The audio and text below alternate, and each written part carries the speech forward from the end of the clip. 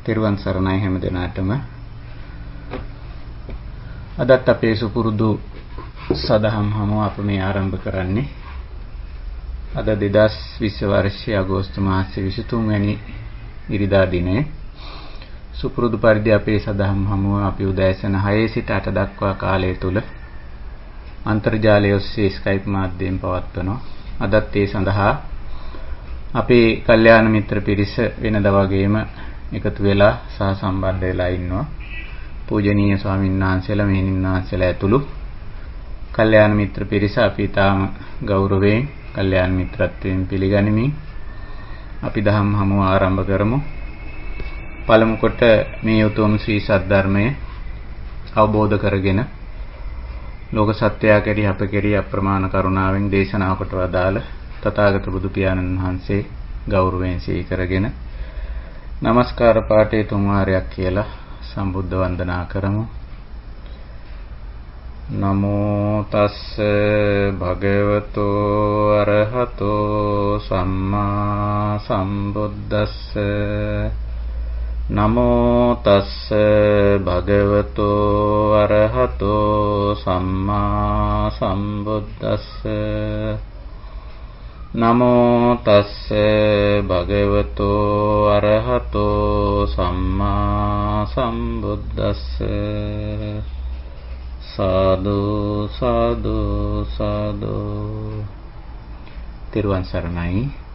අවසරයි හැම දිනාගෙන්ම අපි අදත් අපේ මේ වටිනා උතුම් කාර්ය සුපුරුදු සදහම් හමුව දහම් සාකච්ඡාවයි පවත්වන්නේ.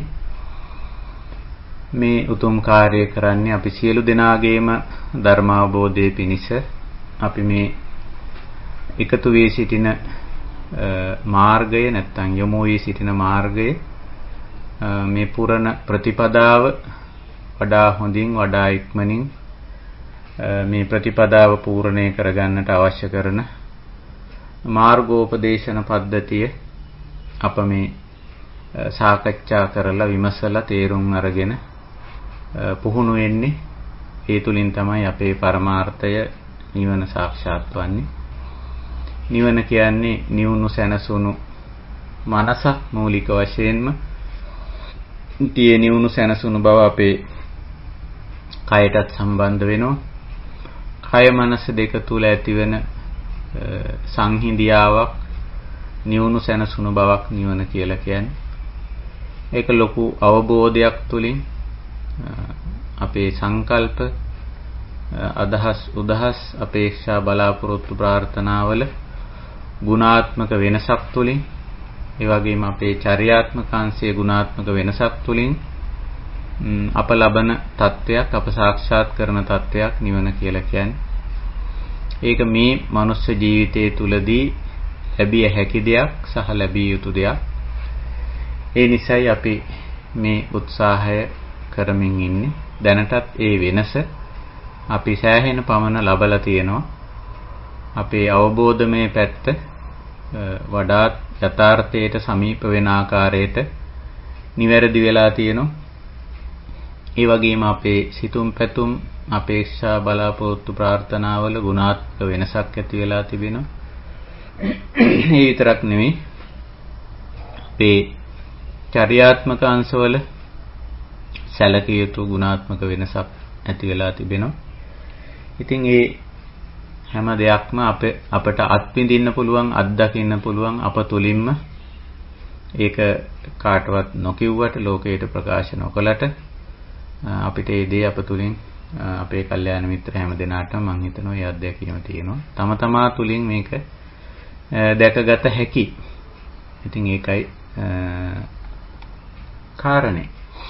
ඉතින් මේක තවත් අපි තහවුරු කරගත යුතුයි, ස්ථාවර කරගත යුතුයි. මේකේ කිසියම් පූර්ණ නිමාවක් සනිටුහන් කරගන්න. ඒ තමයි නිබ්බාන නිවීම.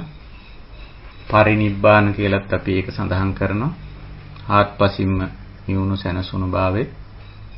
ඉතින් අන්නේ සඳහා ඉලක්ක වෙලා ඉලක්ක කරගෙන අප මේ සදහම් හමුව පවත්වන්නේ.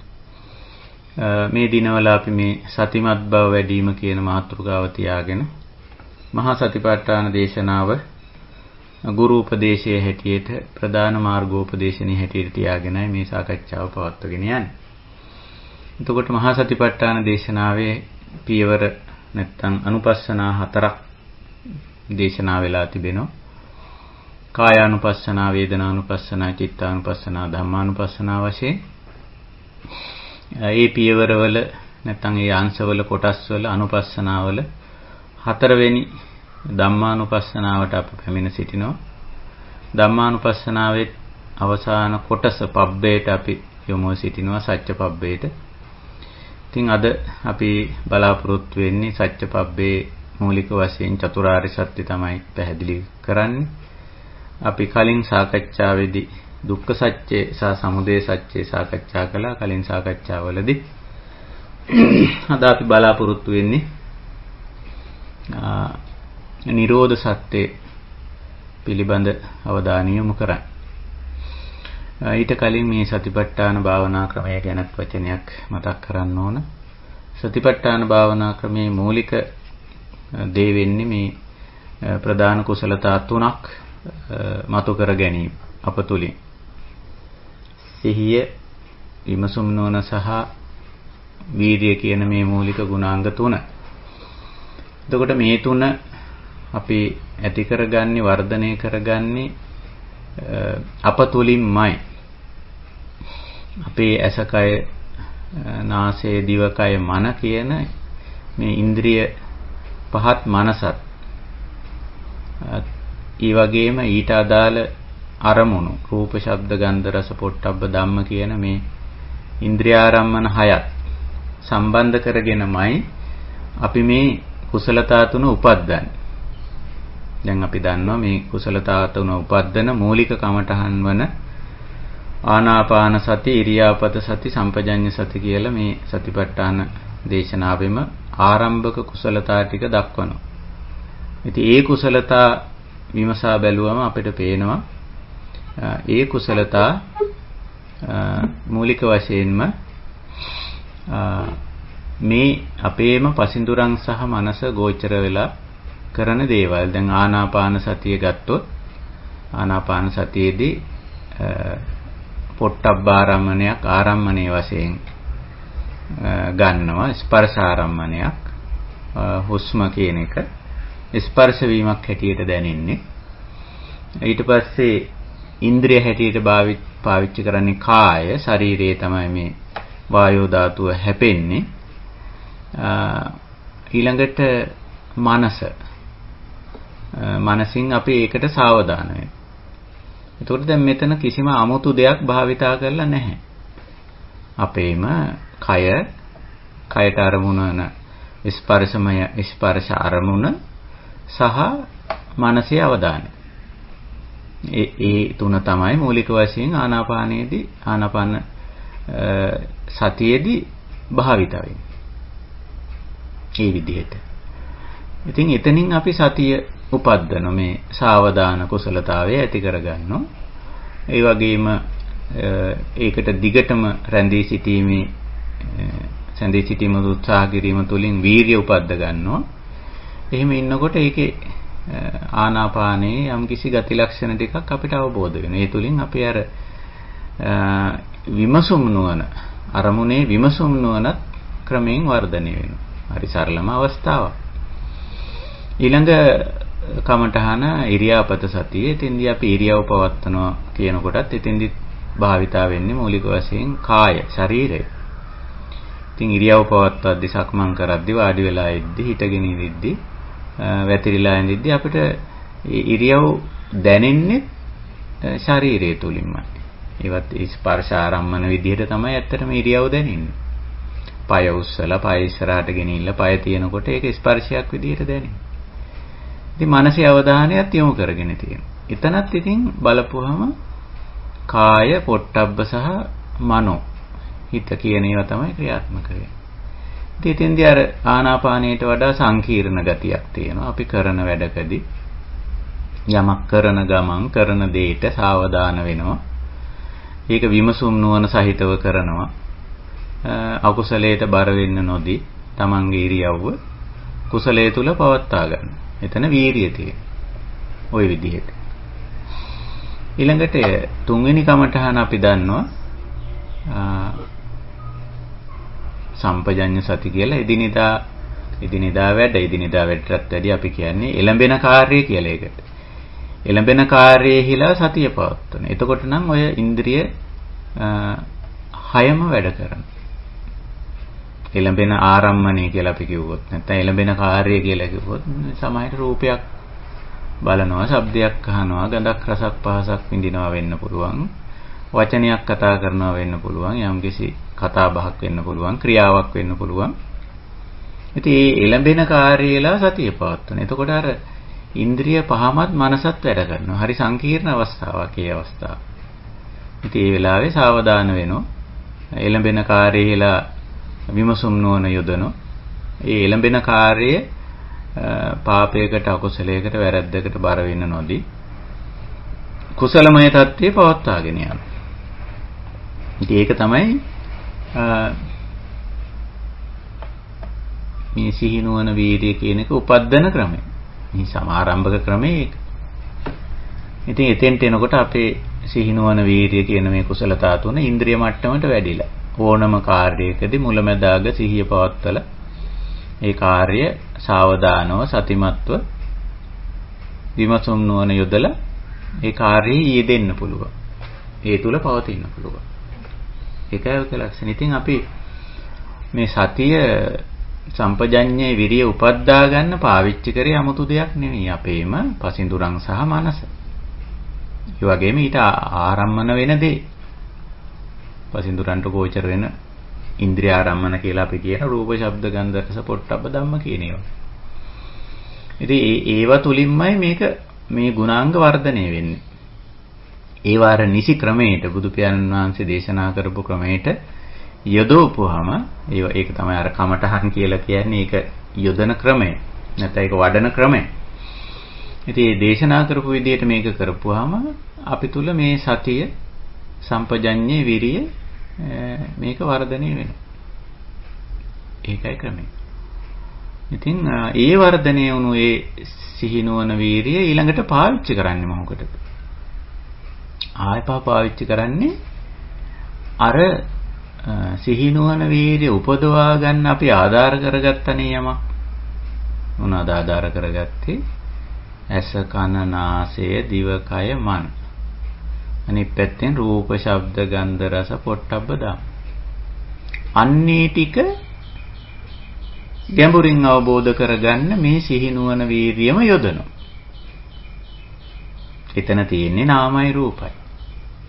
ඇස, කන, නාසය, දිව, කය, මන කිව්වත්, රූප, ශබ්ද, ගන්ධ, රස, පොට්ටබ්බ ධම්ම කිව්වත් ඒ තුල තියෙන්නේ 아무තු දෙයක් නෙමෙයි. නාමයි රූපයි. එතකොට දැන් අර අපි උපදවාගත්ත සිහියයි විමසුම් නුවණයි වීර්යයයි කියන තුන ආපස්සට යොදන්නේ ඔය නාම රූප ධර්ම ටිකේ යථා ස්වභාවය අවබෝධ කරගන්නමයි. ඉතින් කායානුපස්සනාවේදී රූප ධර්ම වලට බරව මේ අවබෝධය ඇති කරගන්න. රූප ධර්ම වල අනිත්‍ය අනාත්ම ස්වභාවය, විපරිණාම ස්වභාවය, සමුදය වය පටිච්ච සමුප්පන්න ස්වභාවය අවබෝධ කරගන්න. ඉතින් කායානුපස්සනාවේ වැඩි බරක් තියෙනවා රූප ධර්ම කෙරෙහි. රූප ධර්ම කෙරෙහි වැඩි බරක් තියෙනවා. එතකොට එතන ඉඳලා යන්නේ නාම ධර්ම පැත්ත. වේදනානුපස්සනාවට එනකොට ඉතින් නාම ධර්ම. චිත්තානුපස්සනාවට එනකොට නාම ධර්ම. වේදනා චිත්ත කියන්නේ නාම ධර්ම. ඉතින් නාම ධර්ම වල යථා ස්වභාවය ප්‍රත්‍යක්ෂ කරනවා. අර නාම රූපයේ තුලින්ම උපදවාගත්ත සිහිනුවන වීරිය පාවිච්චි කරනවා නාම රූපයේම යථා ස්වභාවය අවබෝධ කරගන්න. මේ භාවනා ක්‍රමය මේක ඇතුලේ අපි මේ භාවනා ක්‍රමයෙන් කරන්නේ ඒකම. ඉතින් ඔහොම ඇවිල්ලා ධම්මානුපස්සනාවට ආපුවාම නාමයි රූපයි එකටම ගන්නවා. ඒකයි ධම්මානුපස්සනාවේ ඔය ආයතන පබ්බ වගේ වට එනකොට ආයතන කියලා කියන්නේ චක්කු ආයතන, සෝත ආයතන, ගාන ආයතන, ජීව ආයතන, කාය ආයතන, මන ආයතන වශයෙන් ආයතනයක් වෙනකොට නාම රූප එකට ක්‍රියාත්මක වීමක්. මේක නාමයයි රූපයයි වෙන වෙනම ගලවන්න බෑ. වෙන් කරන්න බෑ.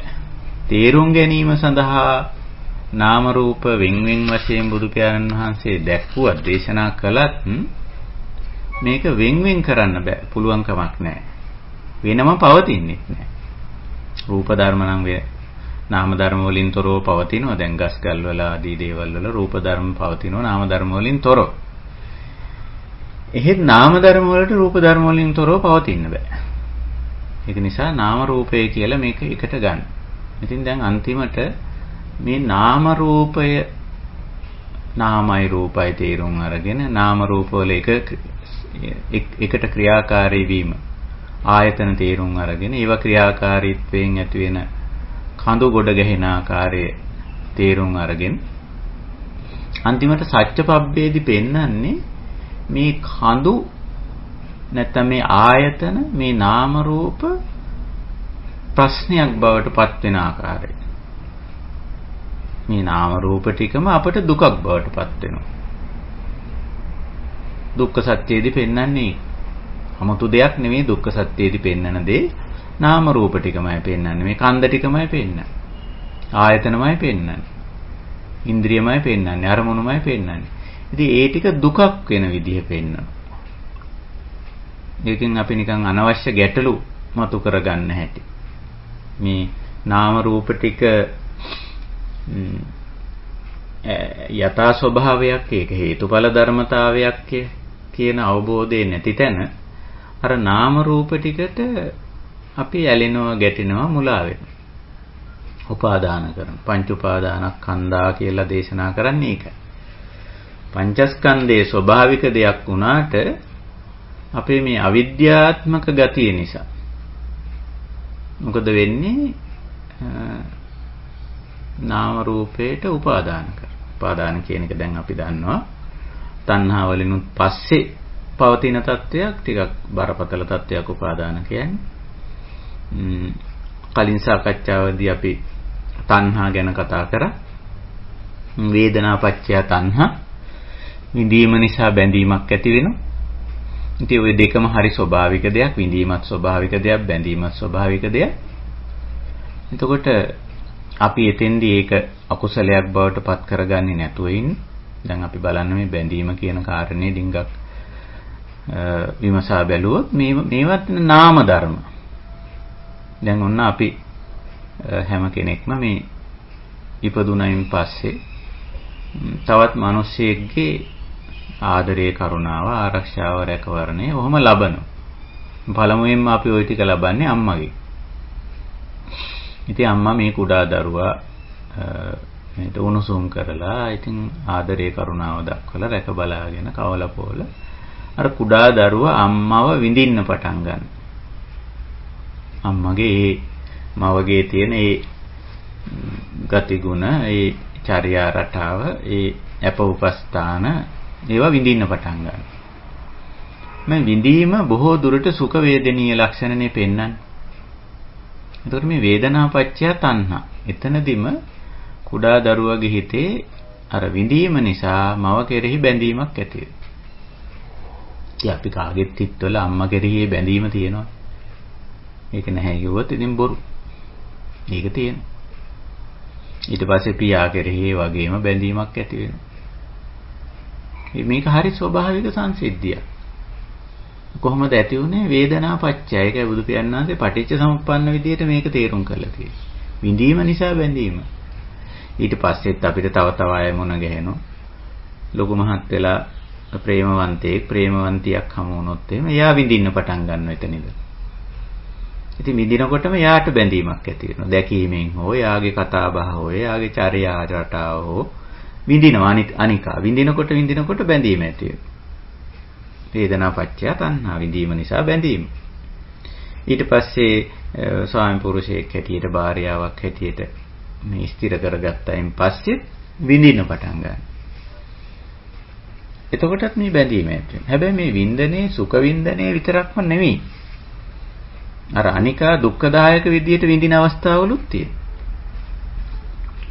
අනිත් නැත්තා කරදරයක් වෙන බාධාවක් වෙන, පීඩාකාරී වෙන අවස්ථා තියෙන. එතකොටත් විඳිනෝ ඒක. අපි ඒකට කියන්නේ දුක්ඛ වේදනා කියලා. ආදරේ කරුණාව මේ පැත්තෙන් විඳිනකොට අපි කියන්නේ සුඛ වේදනා කියලා. ඒතරද සුඛ වේදනාවේදී එක්තරා විදියකට රාග බන්ධනයකට යන්නේ ඉඩ තියෙනවා. දුක්ඛ වේදනාවේදී ද්වේෂ බන්ධනයකට යන්නේ ඒක තියෙනවා. ද්වේෂයෙන් නමුත් බැඳී සිටිනවා. ඒක හරි අමුතු දෙයක්. මේ බන්ධනයේට තමයි බුදුරජාණන් වහන්සේ මූලික වශයෙන් තණ්හා කියලා කියන්නේ. තණ්හා කියලා කියන්නේ. මේක වේදනා පත්‍ය විඳීම නිසා බැඳීමක් ඇති.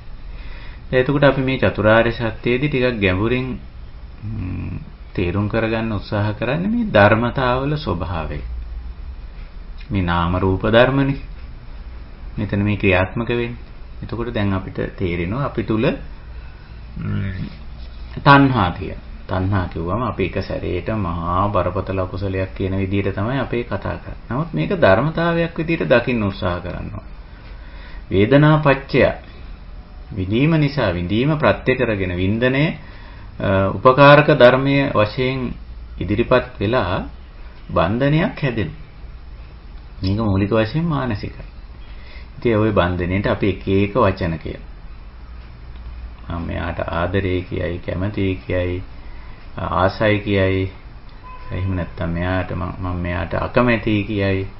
මම මේ නොයෙක් දේවල් කියන්නේ අකමැතියි කියන එකේ තියෙන්නේ ද්වේෂ බන්ධනයක් තියෙන්නේ. අර තැනත්තාව අතහැරලා නැහැ. ඒ දේ අතහැරලා නැහැ. ඒ තැන අතහැරලා නැහැ. ඒ තැනත්තාට ඒ තැනත්තාගේ ගතිගුණ වලට එහෙම නැත්නම් යම්කිසි දෙයකට යම්කිසි ස්ථානයකට යම්කිසි කාලගුණ දේශගුණ තත්වයකට වටපිටාවකට මේ වගේ විඳීම නිසා මේ බැඳීම ඇති වෙනවා. වේදනා පත්‍ය තණ්හා. ඉතින් ඔය තණ්හාව තමයි මේ බන්ධනේ තමයි දුකට මුල හැටියට නැත්නම් කෙලෙස් මුලක් හැටියට බුදුදහමේ දක්වන්නේ. දුක්ඛ සමුදය. අපි කලින් කතා කර සාකච්ඡාවේ.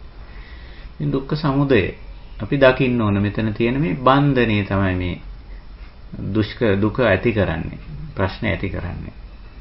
නමුත් බන්ධනේ අපි දකින්න ඕන එක්තරා ධර්මතාවයක්, ස්වභාවයක් විදිහට.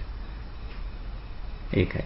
දැකලා ඒ බන්ධනය ධර්මතාවයක් විදිහට තේරුම් අරගෙන ඒකට යට නොවි ඉන්න අපි දක්ෂ වෙන්න ඕනේ. යමක් තියෙනවා. මේක නිකන් හරියට නිකන් උදාහරණයක් හැටියට ගින්දරක් තියෙනවා වගේ භෞතික උදාහරණයක් ගත්තොත් අපි ගින්දර කියන දේ අපි අඳුරනවා.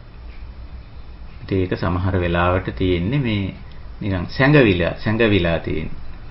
ඒක මේ ගින්දර මෙතන තියෙනවයි කියලා නිකන් කියන්න බෑ. ගිනි පෙට්ටියක් අපි ළඟ තියෙනකොට, ලයිටර් එකක් අපි ළඟ තියෙනකොට මේ අපිට එතන ඉතින් කෙනෙකුට කියන්න බෑ මෙතන ගින්දර තියෙනවයි කියලා. සාමාන්‍යයෙන් ඉතර කෙනෙක් පිළිගන්නේ නැහැ නේ. උතන ගිනි පෙට්ටියක් නේ තියෙන්නේ, ගින්දර නෙවෙයිනේ. ලයිටර් එකක් නේ තියෙන්නේ කියලා. නමුත් මේ ගිනි පෙට්ටියේ මේ ලයිටර් එකේ තියෙනවා ගිනි පුළඟුවක් උපද්දන්න පුළුවන්, ගින්නක් මතු කරන්න පුළුවන් මූලික ප්‍රභාවය. මූලික දේ එහි අන්තර්ගතයි. අපිට ඒක නිසා ගිනි කූරක් අරගෙන ගිනි පෙට්ටිය අර පැත්තේ ගැහුවොත් මෙතන මේ ගින්න මතුවලා එන. ගිනි දැල්ල, ගිනි පුපුර මතුවලා එන. ලයිටර් එක ඒක ක්‍රියාත්මක කෙරුවොත් එතන ගින්නක් මතුවෙන්න අවශ්‍ය දේවල් ටික තියෙනවා නම් ඒ මතුවෙනවා. එතකොට මේක තණ්හා මට්ටමේදී එක්තරා විදියක සැඟවිලා තියෙන ගතියක් වගේ තියෙන්නේ. ඉතින් අපි ඒක නිසා ඒකට කියන්නේ වැඩි මේ අපේ ස්වාමි පුරුෂ භාර්යා සම්බන්ධේ, මව්පිය දූ දරු සම්බන්ධේ, යාළු මිත්‍ර සම්බන්ධේ ආදී වශයෙන් අපි යෝගට කියන්නේ මේ බන්ධනේ බැඳීම. හැබැයි අපි දැනගෙන ඉන්න ඕන මෙතන අර ගිනි පෙට්ටිය ලයිටර් එක වගේ මෙතන මේක කිසියම් ආකාරයක ගින්නක් අවුලවන්න අවශ්‍ය මූලික භව්‍යතාවය ප්‍රභවය මේ තුල අන්තර්ගතයි කියන්නේ. ඒකයි මේ තණ්හාවේ ස්වභාවය. ඉතින් ඒක අන්තර්ගත බව දැනගෙන සිටීම, ඒක තේරුම් ගැනීම තමයි මේ තණ්හාව තේරුම් ගන්නවා කියලා. බැඳීම් තියෙනවා. බැඳීම් නැහැ කිව්වොත් එතන ඒක මේ බොරුවක් වෙනවා. ඉතින් දෝෂයක් ඒක එහෙම නැහැ කියන්න බෑ. කිසි ආකාරයක බන්ධනයක් බැඳීමක් තියෙනවා. ඒකයි. ඉතින් අන්නේ විදිහට අපි මේක අවබෝධ කරගන්න ඕන, තේරුම් ගන්න ඕන. මේ සමුදය සත්‍ය, අපි සමුදය සත්‍ය පිළිබඳ සාකච්ඡාව කලින් කළා. මම මේ නැවත පොඩි මතක් කිරීමක් කරා. ඒකට අද අපේ අවධානය අපි යොමු කරන්නේ නිරෝධ සත්‍යය. අපි බලමු මහා සතිපට්ඨාන දේශනාවේ බුදු පියාණන් වහන්සේ නිරෝධ සත්‍ය පැහැදිලි කරන්නේ කොහොමද කියලා. කතමංච බික්කවේ දුක්ඛ නිරෝධං අරිය සත්‍යං. ශ්‍රාවකයනි මේ දුකේ නිමාව, දුක කෙලවර වීම, නිමා වීම, අවසන් වීම කියන මේ ආර්ය සත්‍ය කුමක්ද? යෝ තස්සායව තණ්හාය අශේෂ විරාග නිරෝධෝ චාගෝ පටිනිස්සග්ගෝ මුත්‍ති අනාලය. එතකොට අර ඉතින්දි ගන්නේ තස්සා ඒව තණ්හාය. අර අපි කලින් සාකච්ඡා කළ අපේ හිතවල ඇතිවෙන බැඳීම, සම්බන්ධතාවය, ආලය ප්‍රේමය, මගේකම, මං කැමති බව ආදී නොඑක් නම් වලින් අපි දීලා තියෙන ඒ වින්දනයේ තුලින් මතුවලා ආපු බන්ධනය. ඒකට තමයි තණ්හා කිව්වේ. තස්සා ඒව තණ්හාය. ඒ කලින් සඳහන් කළ පැහැදිලි කර ඒ දේම, ඒ තෘෂ්ණාවම තමයි මෙතෙන්දී මේ කාර්යය සඳහා අපි ගන්න. නැත්නම් මේ නිරෝධ සත්‍ය පැහැදිලි කිරීම සඳහා බුදුරජාණන් වහන්සේ ඉදිරිපත් කරන්නේ, පැහැදිලි කරන්නේ මාතෘකාව කරගන්න. එතකොට තස්සා ඒව තණ්හාය, ඉම තෘෂ්ණාවෙම නැත්නම් ඒ බැඳීමෙම අශේෂ විරාග නිරෝධෝ, අශේෂ ඉතිරි නැතිව නිමා කිරීම, අවසන් කිරීම, කෙලවර කිරීම. ශේෂ කියන්නේ ඉතිරි කියන එකයි, අශේෂ කියන්නේ ඉතිරි නැහැ කියන අර්ථය. ඉතිරි නැති කිරීම, අශේෂ විරාග නොඇලීම, නිරෝධ නිමා කිරීම, ඡාග හිතින් මේක ගලවා දැමීම වගේ අර්ථයක්. ඡාග පටිනිස්සග්ග හිතින් බැහැර කිරීම වගේ අර්ථයක්. මේ වගේ වචන ටිකක් යෙදিলা තියෙනවා. ඡාගෝ පටිනිස්සග්ගෝ මුත්‍ති අනාලයෝ. දැන් මුත්‍ති මිදීම වගේ අර්ථයක් තියෙනවා. අනාලයෝ ඒ ආලය නොකිරීම කියන අර්ථයක් තියෙනවා. ඒ වගේ.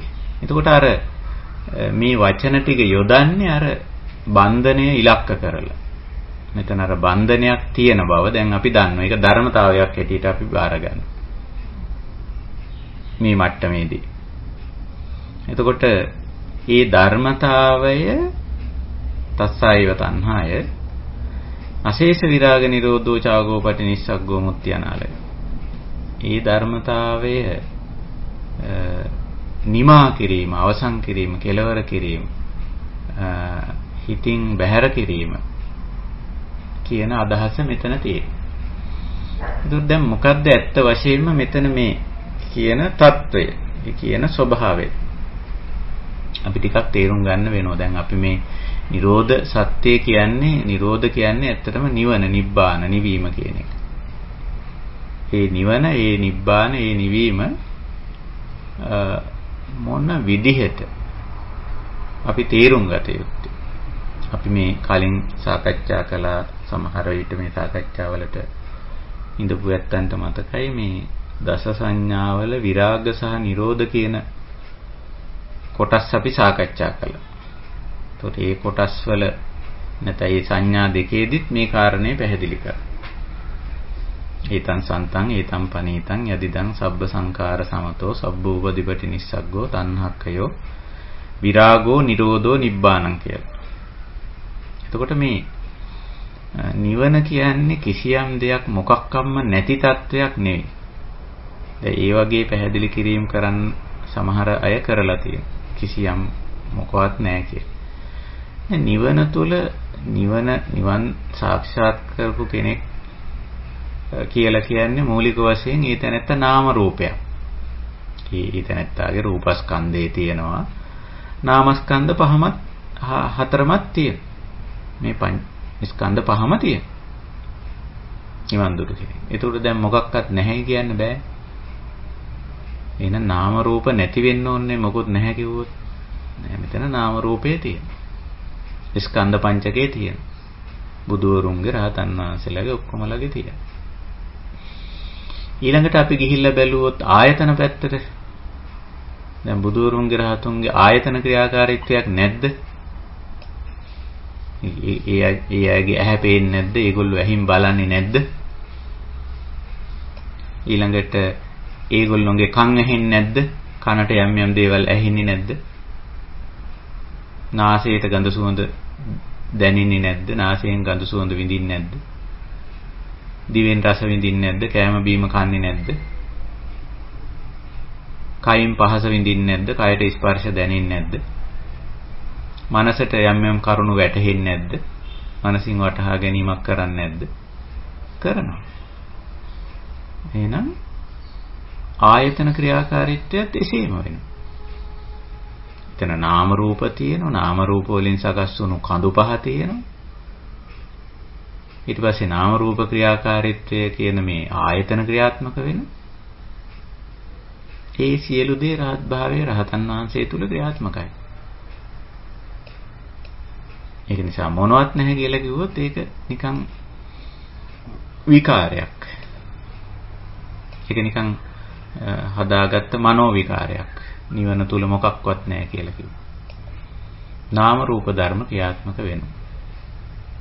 මේ නාම රූප ධර්ම තුල විශේෂත්වයක් තියෙනවා. දැන් මේ නාම රූප කඳු ඇතුලේ රූප ධර්මේ නම් කිසිම විශේෂත්වයක් නැහැ. රහතන් වහන්සේගේ රූපස්කන්ධයයි අසුතව පුතුජනගේ රූපස්කන්ධයයි අතර කිසි වෙනසක් නැහැ. කිසි වෙනසක් නැහැ. එතන තියෙන්නේ සතර මහා භූතම තමයි. හැබැයි නාමස්කන්ධයේ වෙනසක් තියෙනවා. මේ වෙනස සිද්ධ වෙලා තියෙන්නේ රූපස්කන්ධේ නෙමෙයි. සමහරව හිතාගෙන ඉන්නවා රහතන් වහන්සේලාගේ බුදුවරුන්ගේ රූපස්කන්ධේ වෙනස් කියලා. ඒ වගේ වැරදි මතිමතාන්තරත් ඉදිරිපත් වෙලා තියෙනවා. නාමස්කන්ධයේ වෙනසක් වෙලා තියෙනවා. නාම ධර්ම පැත්තේ මේ සංඥා චේතනා කියන දෙක ප්‍රධාන වශයෙන්. සංඥා කියලා කියන්නේ මේ අවබෝධමය පැත්තනේ. අවබෝධමය පැත්ත. එතකොට අවබෝධමය සංඥා කියන සංඥා ගුණය නැත්නම් සංඥා ගතිය යමක් වැටහෙන ගතිය අසුතව පුතුජන්ටත් තියෙනවා. සේකටත් තියෙනවා. අසේකටත් තියෙනවා. මොකද්ද මෙතන වෙනස? රහතන් වහන්සේගේ මට්ටමට එනකොට මේ නාම රූප ධර්ම ටික පිළිබඳව යථාබෝධයක් ඇති වෙනවා. මේ නාම රූප ධර්ම වල ඇති තතු ඇත්ත తত্ত্বය ප්‍රකටයි. දන්නවා විතරක් නෙමෙයි දැකලත් තියෙනවා. තමා තුලින්වත් දැකලා තියෙනවා. ප්‍රත්‍යක්ෂ කරලා තියෙනවා. එතකොට ඒක ප්‍රකටයි, ඒක දන්නවා, ඒක පැහැදිලි. ඉතින් ගැටලුවක් නැහැ. නාම රූප කට්ටලයක් තිබුණා කියලා රහතන් වහන්සේට ප්‍රශ්නයක් නැහැ. ඇයි? මේ නාම රූප ටිකේ යථා ස්වභාවය ප්‍රත්‍යක්ෂ කරලා තියෙනවා. එහි අනිත්‍ය ස්වභාවය, එහි අනාත්ම ස්වභාවය, විපරිණාමයටපත් වෙන ආකාරය, ඇති වෙලා පැවතිලා නැති වෙලා යන ආකාරය, හේතුඵලයක් වශයෙන් මේක දැකලා තියෙන්නේ, දැනගෙන තියෙන්නේ, වටහාගෙන තියෙන්නේ, තේරුම් ගන්න තියෙන්නේ. එතකොට නාම රූප කට්ටලයක් තිබීම ප්‍රශ්නයක් නෑ. නමුත් අසුතව පුතුජන මට්ටමේදී නාම රූපයේ යථා ස්වභාවය දැනගෙන නැහැ, දැකගෙන නැහැ. දැනගෙන නැති නිසා, දැකගෙන නැති නිසා ඔහුට ඔහුගේ නාම රූපය ප්‍රශ්නයක්. රහතන් වහන්සේටත් නාම රූපයක් තිබුණාට ඒක ප්‍රශ්නයක් නෙවෙයි. ඒකේ යථා ස්වභාවය ප්‍රත්‍යක්ෂ කරලා තියෙනවා. ඔය විදිහට අවබෝධමය පැත්ත නිවැරදි වෙලා තියෙන්නේ. රහතන් වහන්සේ. අවබෝධමය පැත්ත නිවැරදි වෙලා. එතකොට දැන් මේ නාම රූපය ගැන හිතන්නේ කොහොමද? චේතනා පැත්තට ගියා. සංඥා චේතනා නැත්නම් චේතනාවලටම තමයි අපි සංකාර කියන්නේ. කොහොමද හිතන්නේ? ඒත් දැන් මේකේ යථා ස්වභාවයේ තේරුම් ගත්ත කෙනෙක් හිතන්නේ මේක නිත්‍ය දෙයක් හැටියට හිතන්නේ නැහැ. ආත්ම විදියට හිතන්නේ නැහැ. අවිපරිණාමයේ විදියට හිතන්නේ නැහැ. හිතන්නේ මේ මෙහෙම දෙයක් තියෙනවා. නමුත් මේක ඉතින් නිත්‍ය දෙයක් නෙවෙයි. මේක වෙනස් වෙන දෙයක් කියලා. ඉතින් වෙනස් වුණාට ප්‍රශ්නයක් නැහැ ඉතින්. රහතන් වහන්සේගේ නාම රූපේ වෙනස් වෙනවා. බුදුරජාණන් වහන්සේගේ නාම රූපේ වෙනස් වෙනවා. ඉතින් වෙනස් වීම ප්‍රශ්නයක් නෙමෙයි, ගැටලුවක් නෙමෙයි, දුකක් නෙමෙයි. අතිරේක ක්ලේශයක් හදාගන්න හේතුවක් නෙමෙයි වෙනස් වීම. නමුත් අසුතව පුදුජනට වෙනස් වීම අතිරේක ක්ලේශයක් හදාගන්න හේතුවක් වෙනවා. ධර්මතාවයේ ක්ලේශයක් උපදින්න හේතුවක් වෙනවා. සරල උදාහරණයක් කිව්වොත් අපිත් එකට ජීවත් වෙන කෙනෙක් වෙනස් වුණොත් ඒ තැනත්තගේ ආදරය, ඒ තැනත්තගේ මිත්‍රශීලී භාවය, ඒ තැනත්තා කරන අප උපස්ථාන ටික, ඒ තැනත්තා අපි සමග පවත්වගෙන යන විශ්වාසවන්ත භාවය අපි හිතමු වෙනස් වුණා කියලා. මේ වෙනස් වීම කියන ධර්මතාවය ප්‍රත්‍යක්ෂ කරගත්තේ නැති කෙනෙකුට නම් ඒ වෙනස් වීම ප්‍රශ්නයක්. කම්පා වෙනවා. ඊට පස්සේ තව කෙලෙස් හදාගන්න රණ්ඩු සරුවල් වලටත් යන්න ඉඩ තියෙනවා. නොයෙක් දේවල් ඇති වෙනවා. ඕකම රහතන් වහන්සේත් ওই ධර්මතාවයටම එසේම මුහුණ දෙන්න. නමුත් එයාට ප්‍රශ්නයක් නෑ. එයා මේ සිද්ධ වෙන්නේ එයා දන්න දෙයක් නෙමෙයි ප්‍රත්‍යක්ෂ කරලා තියෙන දෙයක්. තමා තුලින් අද්දුටු දෙයක් මේ සිද්ධ වුනේ. ඉතින් එයාට ප්‍රශ්නයක් නෑ. එයාට කම්පා වෙන්න දෙයක් නෑ. මේ මම දන්න දේ නෙමෙයි වෙන්නේ. මම අත්දැකපු දේ නෙමෙයි වෙන්නේ. දැන් මේකට පුදුම වෙන්න දෙයක්. හරි බය වෙන්න, තැති ගන්න, දුක් වෙන්න, කනගාටු වෙන්න, රණ්ඩු කරන්න දෙයක් මේකේ නෑ. වෙනස් වුණා. මෙන්න මේකයි මේ හිතන ක්‍රමය එයාගේ වෙනස්, දැක්ම වෙනස්. ඒකයි දැන් අපේ ওই හිතන ක්‍රමයේ දැක්ම වෙනස් වෙලා තියෙනවා නම් එහෙනම් අපේ මේ නිවනට බොහොම සමීප වෙලා ඉන්නේ. අපි ඉතින් රූපකාය නම් ඉතින් රූපකාය නිවන් දකින්නේ නැහැ. ඒක ඉතින් අර වයසට යනවා, නාගි වෙනවා, දුර්වල වෙනවා. ඉතින් ඒක එහෙම තමයි. බුදුහාමුදුරන්ගේ රූපකාය නිවන් දැක්කේ නැහැ. ඒකේ මොකුත් දිගපල්ල වෙනස් වුණේ නැහැ. හැබැයි නාමකාය වෙනස් වුණා. ගුණාත්මකව වෙනස් වුණා. මේ සියලු දේ තුලින් අපි ඇති කරගන්නේ ඒක. මේ හැම දෙයක්ම දකින්න ධර්මතාවයක් හැටියට, හේතුඵලයක් විදිහට දකින්න. මේක ඉතින් ඒක නිසා එහෙම දැක්කම මේකේ කලබල කරගන්න තරම්, නොසන්සුන් වෙන්න තරම්, අර්බුදයක් ඇති කරගන්න තරම් දෙයක් මෙතන නැහැ. ඒකයි තියෙන්නේ. ඉතින් අපි මේ නිරෝධ සත්‍යයේදී අපි මේ නිවන් දකිනවා, දුක්ඛ නිරෝධය වෙනවා කියන එකෙන් අපි අදහස් කරන දේ අපිට වැටහෙන්න ඕන. හැබැයි මේක තර්කයක් හැටියට අරගෙන වැඩක් නැහැ. නිවන තර්කයක් විදිහට ගත්තොත් ඒ නිවන් දැකීමක් වෙන්නේ නැහැ. අපි උත්සාහ කරන්න ඕන මෙතෙක් අපි ආපු ගමන. ඒ කියන්නේ නාම රූප ධර්ම අපි සිහිනුවන වීර්ය උපද්දගෙන ඊට පස්සේ නාම රූප ධර්ම වල යථා ස්වභාවය දැන් අපි ප්‍රත්‍යක්ෂ කරලා තියෙනවා. ඉතින් හැම දෙයක්ම මේ දැක්මින් දකින්න ඕන. දැන් අපිට අන්තිමට සිද්ධ වෙලා තියෙනවා තස්සායේව තණ්හාය. අන්න ඒ තෘෂ්ණාව දිහා බලන්න අර දැක්මේ. ඒක අපි ළඟ දැන් තියෙනවා. බැඳීම. පුද්ගලයන් එක්ක පුද්ගලයන්ගේ ගති ගුණට වලට බැඳීම. ද්‍රව්‍ය භාණ්ඩ වස්තු වල තියෙන යම් ගුණාත්මක භාවයන්ට බැඳීම. මෙන්න මේ වගේ දේවල්. ස්ථානවලට. ඒක මොකද ඒවා විඳලා තියෙන. ඒවයි ගති ලක්ෂණ ගුණ. මුදුසුමුදුකම් විතරක් නෙවෙයි රළු පරලුකම් පවා අපි විඳිනවා. ඉතින් විඳිනකොට මේ ඇති වෙන වින්දනය, සුඛ වින්දනය හෝ දුක්ඛ වින්දනය, දුෂ්කරතා විඳිනකොට හෝ පහසුකම් විඳිනකොට සුවදායි වේවා, එහෙම නැත්නම් අපහසු වේවා, මේ වින්දනය නිසා මේ බන්ධනේ හැදිලා තියෙනවා. එතකොට දැන් මේක අපි දකින්නේ පටිච්ච සමුප්පන්නයක් විදියට. හේතුඵලයක් විදියට දකින්න ඕන තණ්හාව.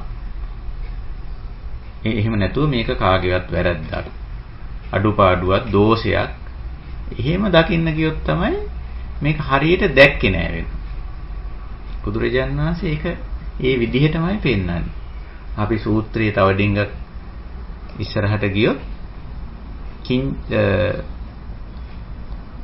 සාකෝපනේසා භික්ඛවේ තණ්හා කත්ත පහීයමානා පහීයති කත්ත නිරුජ්ජමානා නිරුජ්ජති. මේ ප්‍රකාශන අපේ ධර්ම සාකච්ඡාවල කොහෙවත් සාකච්ඡා වෙන්නේ නැති ප්‍රකාශන වගේක් මේකේ තියෙනවා. එතකොට බුදුරජාණන් වහන්සේ මෙතෙන්දී ප්‍රශ්නයක් විදියට මතු කරනවා ශ්‍රාවකයිනි සාකෝපනේසා තණ්හා. අපි දැන් මේ කතා කරන මේ තණ්හාව නැත්තම් මේ බන්ධනය දැන් කලින් සමුදය සත්‍යයේදී කිව්වා සාකෝපනේසා තණ්හා කත්ත උප්පජ්ජමානා උප්පජ්ජති කත්ත නිවිසමානා නිවිසති කියලා. මේ තණ්හාව කොතනද හටගන්නේ කොතනද පවතින්නේ? එතෙන්දී කිව්වා යන් ලෝකේ පිය රූපං සාත රූපං ettesa තණ්හා උපජ්ජමානා උපජ්ජති එත්ත නිවිසමානා නිවිසති කියලා. මේ අපේ පසින්දුරන්ට සහ මනසට ගෝචර වෙන සීමාව ඇතුලේ ඒකට තමයි ලෝකය කියන්නේ. සීමාව ඇතුලේ යම් පිය රූපං සාත රූපං මේ කයට පහසුවක් ඇති කරන සහ මනසට සහනයක් ඇති කරන යමක් වේද තත් අන්න එතන ettesa තණ්හා අන්න එතන තමයි මේ බන්ධනේ උපජ්ජමානා උපජ්ජති නිවිසමානා නිවිසති. එතන තමයි මේක හටගන්නේ, එතන තමයි මේක වාසය කරන්නේ. ඒක ඇසුරු කරගෙනයි මේක වාසය කරන්නේ. නිවිසමානා නිවිසති කියන්නේ. ඊළඟට කියනවා දැන් මේක Nirodheට ගියයින් පස්සේ දේශනා කරනවා සාකෝපනේසා භික්ඛවේ තණ්හා කත්ත පහීයමානා පහීයති කත්ත නිරුජ්ජමානා නිරුජ්ජ. ඒකෙදිත් කියන්නේ ඒකමයි යන් ලෝකේ පිය රූපං සාත රූපං ettesa තණ්හා පහීයමානා පහීයති එත්ත නිරුජ්ජමානා නිරුජ්ජති. එතනමයි ඒක ඇසුරු කරගෙනමයි මේ තෘෂ්ණාව පහීයති ප්‍රහාණය වෙන්නේ දුරු වෙන්නේ. ඒකේ තියෙන අර ශක්තිය නැත්තම් අර ගිනි පෙට්ටියේ ගිනි උපදවන ගතිය නිරුද්ධ වෙන්නේ නිමා වෙන්නේ. ඒ පිය රූපං සාත රූපං ඒක ඇසුරෙන්මයි කියන්නේ. තණ්හාව නිමා වෙන්නේ. දැන් මේ තණ්හා නිරෝධය පිළිබඳව අපේ සාමාන්‍ය ලෝකයේ තියෙන කතාවයි බුද්ධ දේශනාවේ තියෙන දේ අතර ලොකු වෙනසක් තියෙනවා. තණ්හාව නැති කරන්න අපි කියලා අපි සාමාන්‍ය විවාහාරය කියන්නේ මොනවා හරි දෙන්න. පරිත්‍යාග කරන්න. ওই වගේ දේවල් නේ කියන්නේ තණ්හාව ඇති වෙන විදිහ අපි බොහෝ වෙලාවට කියන්නේ වේදනාපච්චය තණ්හා කියලා නෙමෙයි කියන්නේ. වෙන විදිහට තමයි ඔය තණ්හාව විස්තර කරන්නේ. බුද්ධ දේශනාවේ ඊට වඩා ගැඹුරු විදිහට මේක පැහැදිලි කරනවා. එතකොට දැන් අර පිය රූපං සාත රූපං දෙක ආපහු අපි ඉස්සරහට ගන්න. කයට දැනෙන පහසුව, මනසට දැනෙන සහනය. සාත රූපං කිව්වේ කයට දැනෙන පහසුව. පිය රූපං කිව්වේ මනසට දැනෙන සහනය. ඒ දෙක යම් ලෝකේ අපේ ඉන්ද්‍රිය ගෝචර සීමාවේ ඕක තියෙනවා නම් ඔය දෙක අන්න එතන තණ්හාව හටගත්තා කියලා අපි කිව්වා. තණ්හාව නිරුද්ධ කරන්නෙම නිරුද්ධ වෙන්නෙම එතනමයි. ඒ කොහොමද එහෙම වෙන්නේ? පිය රූපය සාත රූපය ඇසුරෙන්මයි කියන තණ්හාව ප්‍රහාණ වෙන්නේ නිරුද්ධ වෙන්නේ කියලා. ඒක වෙන්නේ කොහොමද? සමුදය සත්‍යයේදී කියන තණ්හාව හටගන්නේ පවතින්නේ පිය රූපේ සාත රූපේ නිසා කියලා. නිරෝධ සත්‍යයේදී කියනවා තණ්හාව නිමා වෙන්නේ නිරුද්ධ වෙන්නේ පිය රූපේ සාත රූපේ නිසා කියලා. ඒ ඇසුරෙන්මයි කියලා කියනවා. ඒතර මේක අපි හොඳින් සියුම්ම තේරුම් ගන්න ඕන කාරණේ. මේ පිය රූපයේ සාත රූපය ධර්මතාවයක් හැටියට දැක්කොත් අනිත්‍ය දෙයක් අනාත්ම දෙයක් හැටියට දැක්කොත් තමයි පිය රූපයේ සාත රූපය ඇසුරු කරගෙන හට ගන්නා වූ පවතිනා වූ තණ්හාව නිරුද්ධ වෙන්නේ. ඒක නොදකින්නකොට තමයි පිය රූපයේ සාත රූපයේ ඇසුරෙන් මේ තණ්හාව හටගන්නේ පවතින්නේ. මේ බැඳීම හටගන්නේ පවතින්නේ එහෙම නොදකින්නකොට. දැන් මෙතන පිය රූපේ සාත රූපේ ප්‍රශ්නයක් නැහැ. තණ්හාවේ ප්‍රශ්නයක්වත් නැහැ. එතන තියෙන්නේ මේ පිය රූපේ සාත රූපේ පිළිබඳවත් තණ්හාව පිළිබඳවත් අපේ දැක්මේ අවුලක් තියෙනවා. පිය රූපං යන් ලෝකේ පිය රූපං සාත රූපං ඒව සබාධම්. අපේ ඉන්ද්‍රිය හයට සහ මනසට ඉන්ද්‍රිය පහට සහ මනසට ගෝචර වෙන සීමාව ලෝක කිව්වේ ඒක ඇතුලේ ඔය කයට පහසු ඇති කරන දේවල් ඕන තරම් තියෙනවා. ඕන තරම් අපිට හමු වෙනවා. දැන් අපි ඔය එකතු කරගෙන තියෙන්නේ වටපිටාව. අපේ කායික පහසු ඇති කරන දේවල් දැනුත් මේ අපි පාවිච්චි කරමින් ඉන්නේ. සාත රූප.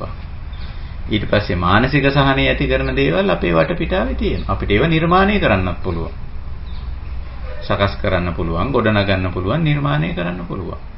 පිය රූප සහ සාත රූප. එතකොට ඒවයි කිසිම ගැටලුවක් නැහැ. ඒවා ආපහු බැලුවොත් ඒවා නාම ධර්මයි රූප ධර්මයි. එතකොට ඒක ඇසුරු කරගෙන ඉත්තේසා තණ්හා මේ බන්ධනය හැදෙන්නේ මේවයි අනිත්‍ය අනාත්ම ස්වභාවය අපි ප්‍රකට කරගෙන නැති නිසා. අර පිය රූපය නිත්‍ය සංඥාවෙන් ගන්නවා. සාත රූපය නිත්‍ය සංඥාවෙන් ගන්නවා. පිය රූපයේ දෝෂයක් නෙමෙයි. සාත රූපයේ දෝෂයක් නෙමෙයි. අපිට සංඥා දෝෂයක්. අපි පිය රූපයේ තේරුම් ගත්ත විදිහ වැරද්දක් තියෙනවා. ඒක පිය රූපයක් තමයි, සාත රූපයක් තමයි. නමුත් අපි මේක නිට්ටයයි කියලා ගත්ත. වෙනස් වෙන්න බෑ. මේ ප්‍රිය ස්වභාවය, මේ සැප ස්වභාවය මගේ කය තුල තියෙන මම කැමති ප්‍රිය ස්වභාවයක් තියෙන්න පුළුවන්. මේ ඇස, මේ කන, මේ නාසය, මේ දිව, මේ කය, මේ කෙස් ලොම් නියදත් සම මස් ඇටනහර සමහර විට මේකේ ප්‍රිය ස්වභාවයක් තියෙනවා. ඉතින් තරුණ කාලේ, නව යෞවන කාලේ මොකද නැත්තේ? ඉතින් නැහැ කිව්වොත් ඒක නිකන් බොරු කියන්න යොමු වීමක් වෙනවනේ. තියෙනවා ඒක. බුදුරජාණන් වහන්සේත් ඒක පෙන්වලා දීලා තියෙනවා. බුදුරජාණන් වහන්සේ ඔය රූපේ ආස්වාදයේ පෙන්වන්නෙම මේ රූපකාය ඇසුරු කරගෙනමයි.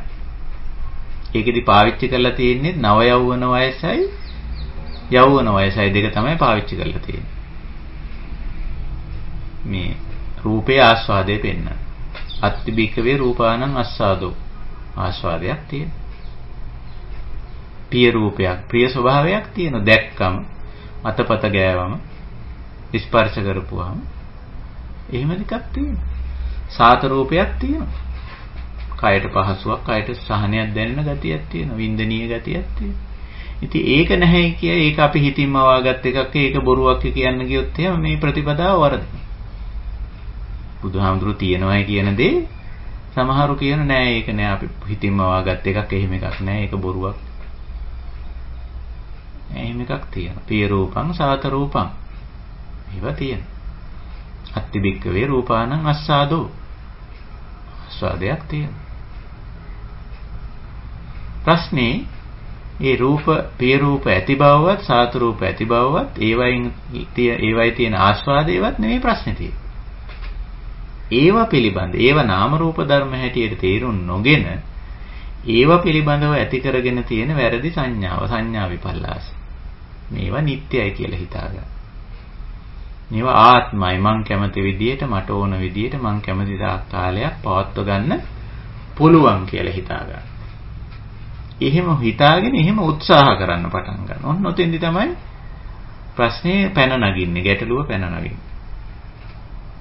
මේ ප්‍රිය ස්වභාවය, මේ සැප ස්වභාවය හේතුඵල ධර්මානුකූලව ඇති වෙලා පැවතිලා නැති වෙලා යන දෙයක්.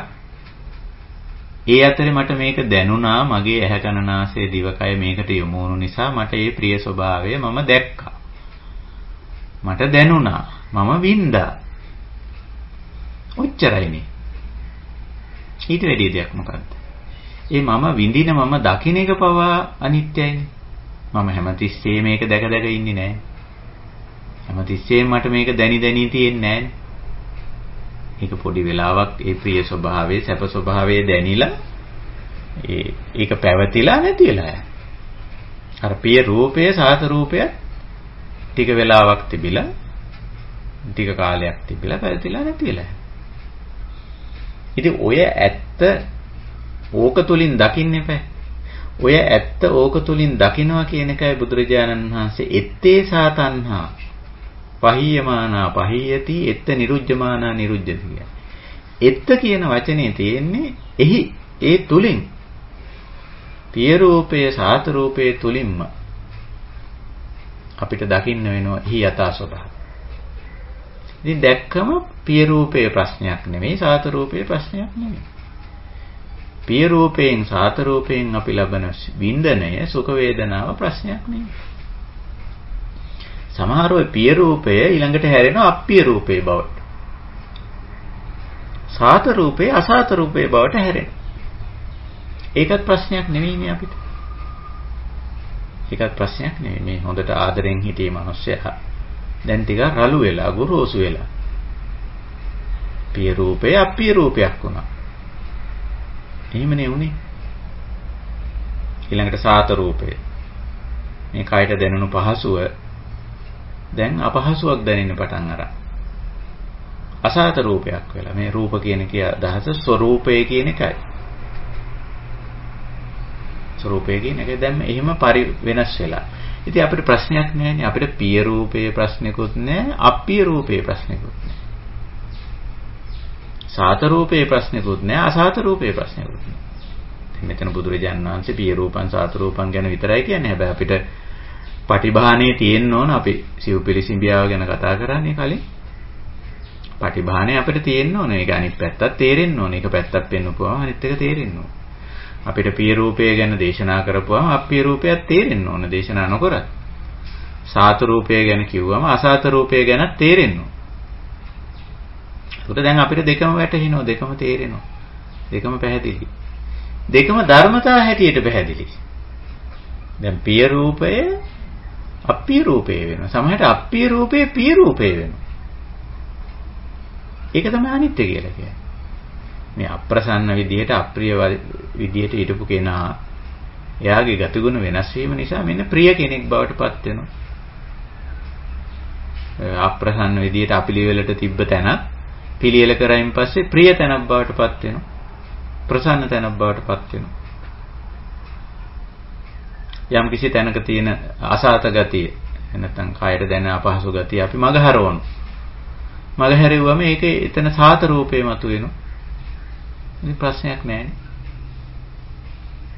පිය රූපේ අප්පිය රූපේ වුණත්, අප්පිය රූපේ ආපහු පිය රූපේ වුණත්, සාත රූපේ අසාත රූපේ වුණත්, අසාත රූපේ ආපහු සාත රූපේ වුණත් අපිට ප්‍රශ්නයක් නැහැ. අපි ඒකෙන් කම්පා වෙන්නවත්, උද්දාම වෙන්නවත්, උඩඟු වෙන්නවත්, දුක් වෙන්නවත්, පසුත මොකක්වත් අකුසලයක් හදාගන්න හේතුවක් මෙතන නැහැ. ඇයි? මෙහි යථා ස්වභාවය අපි ප්‍රත්‍යක්ෂ කරලා තියෙනවා. තේරුම් අරන් තියෙනවා, අවබෝධ කරගෙන තියෙනවා.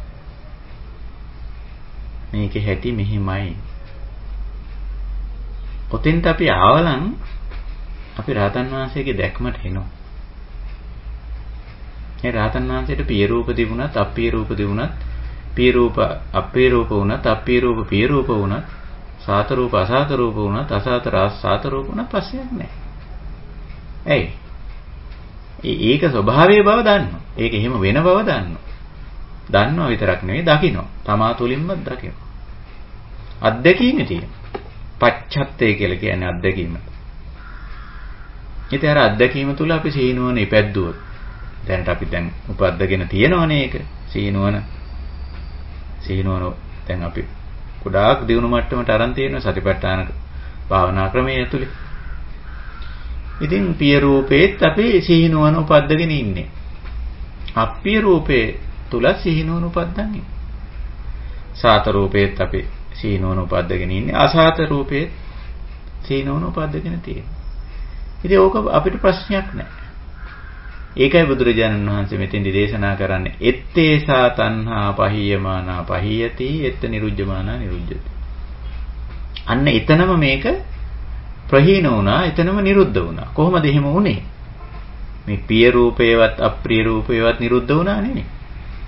සාත රූපේවත් අසාත රූපේවත් නිරුද්ධ වුණා නෙමෙයි. ඒකත් ඉතින් නිරුද්ධ වෙයි. ඒක යම් කාලයක් තිබිලා නිරුද්ධ වෙයි. අපි ඒව නිරුද්ධ කරන්න යන්නේ නැහැ. ඊළඟට පිය රූපයෙන් සහ සාත රූපයෙන් ඇති කරන වේදනාව, සුඛ වේදනාව හෝ දුක්ඛ වේදනාව නිරුද්ධ කරන්න ඒක අල්ලගන්න බදාගන්න යන්නේ නැහැ. මේ දෙකත් ඔහෙ තියෙයි. ඒවා අපිට අපි අනාත්ම ධර්මතාවනේ ඒවා. ඒව නිකන් ආණ්ඩු කරන්න මට්ටු කරන්න යන්නේ නැහැ. එතකොට මේ මාර්ගයෙන් පිටපයින්නවා අපි. ඒවා පිළිබඳව සතිමත් වෙනවා. 아무තු දෙයක් නැහැ අපි දැනට ඇති කරගත්ත කුසලතාවයේද මෙතෙන්දී අවදි කරගන්න. අර අනිත් මිනිස්සයා දැන් අප්‍රසන්න කෙනෙක් වෙලා අප්පිය රූපයක් වෙලා දැන්. ඉතින් අපි මොකද කරන්නේ? අපි යාගේ අප්‍රිය කතා, අප්‍රිය හැසිරීම, අප්‍රිය සිතුම් පැතුම් හමුවේ අපි සතිමත් වෙනවා. සීනුවණින් යුක්ත වෙනවා. වීරියෙන් යුක්ත වෙනවා. අපි ක්ලේශයට වැටෙන්නේ නැහැ. අපි ද්වේෂයට වැටෙන්නේ නැහැ. මේක ධර්මතාවයක්. කලින් මෙයා ප්‍රියයි. ප්‍රිය කතා බහ ඇති කෙනෙක්. ප්‍රිය හැසිරීම රටා ඇති කෙනෙක්. ප්‍රිය සිතුවිලි ඇති කෙනෙක්.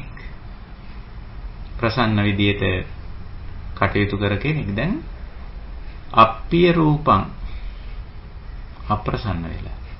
ඉතින් අපිට ප්‍රශ්නයක් නැහැ. ඒක අපි දන්නවා. තේරුම් අරන් ඉන්නේ, අවබෝධ කරන් ඉන්නේ, වටහාගෙන ඉන්නේ. ගැටලුවක් නැහැ. එහෙමයි. ඉතින් ඔන්න ඔය විදිහට අපි මේ යම් තැනක පිය රූපේ සාත රූපේ නිසා තණ්හාව නැත්තම් බැඳීම ඇති වුණා. බැඳීමත් අපි දකිනවා එහෙම. දැන් මට මෙයා එක්ක තිබුණේ කලින් රාග බන්ධනයක්. ඇයි? ප්‍රිය ස්වરૂපේ නිසා සාත ස්වરૂපේ නිසා. දැන් මේ ප්‍රිය අප්‍රිය වෙලා සාතේ අසාතේ වෙලා. දැන් තියෙන බන්ධනේ ඒක දේශ බන්ධනයක් වෙන්න පුළුවන්. දැන් මට තියෙන්නේ කැමැත්තක් නෙවෙයි අකමැත්තක්. මෙයා ගැන, මෙයාගේ මේ ගතිගුණ ගැන, නැත්තම් මේ දේ ගැන, මේ ස්ථානය ගැන, මේ වැඩේ ගැන. අපි කියන්නේ අපේ සිංහලෙන් කියන වචනයක් තියෙන අප්පිරිය වෙලා කියලා. අර පිය රූපය අප්පිය රූපේ වුණාම තමයි. පාලි වචනේම අපි ඔය සිංහලට ස්වර භක්තියෙන් අරන් තියෙන්නේ. අප්පිරිය වෙලා. මට දැන් මේ වැඩේ අප්පිරිය වෙලා තියෙන්නේ. මට මෙයාගේ මේ වැඩපිළිවෙල අප්පිරිය වෙලා තියෙන්නේ. මට මේ තැන අප්පිරිය වෙලා තියෙන්නේ. අපි ඔහොම කියන්නේ. ඒක ධර්මතාවයක්. අප්පිරිය වෙලා. එහෙම වෙන්න පුළුවන්. පිය රූපං අප්පිය රූපං. සාත රූපේ. ඊට පස්සේ අයියෝ මට මේක හරි වදයක් දැන් කරදරයක්. හරි වෙහෙසයි. පීඩාකාරී කියලා කියනවා. අසාත රූපේ වෙලා ඒක. ඉතින් ඔය අප්පිරිය වීමයි පීඩාකාරී වීමයි දෙකම ගැටලුවක් නෑ. ඒ දායව ධර්මතා හැටියට දැක්කොත්. ධර්මතා හැටියට දකින්න බෑ අසුතවා පුතුජනට නම්. සීක උත්සාහ කරනවා ධර්මතා හැටියට දකින්න. අපි සීකල කියලා හිතමු. මේ ධර්ම සාකච්ඡා කරන්නේ මේ දහම් පොතපත කියවන්නේ මේ බුද්ධ දේශනා ඉගෙන ගන්නේ සීගල හැටියට අපි තවදුරටත් මේක කරගන්න අවශ්‍යතාවය නිසානේ. ඉතින් අපි මේවා ධර්මතාව හැටියට දකින්න. අපිම අත්දකින්න මෙයා මේ බොහොම ප්‍රියශීලීව ප්‍රිය ස්වරූපයෙන් හිටියා. දැන් මෙන්න අප්‍රිය කෙනෙක් වෙලා. එයාගේ තත්වයේ ප්‍රිය ගතිය අප්‍රිය වෙලා, සාත ගතිය අසාත වෙලා.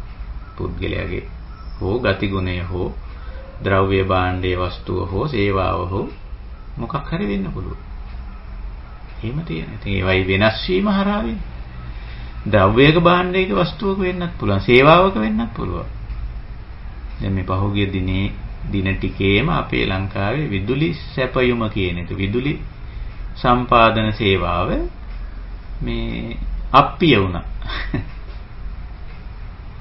ඒක සැරේට මුළු රටේම විදුලි පද්ධතිය බිඳ වැටිලා ඊට පස්සේ මේවා මේ හිතා ගන්න බැරුව දැන් ඉතින් අර විදුලියත් එක්ක කටයුතු කරන්න පුරුදු වෙච්ච අපි විදුලිය නැති වුණාම ඉතින්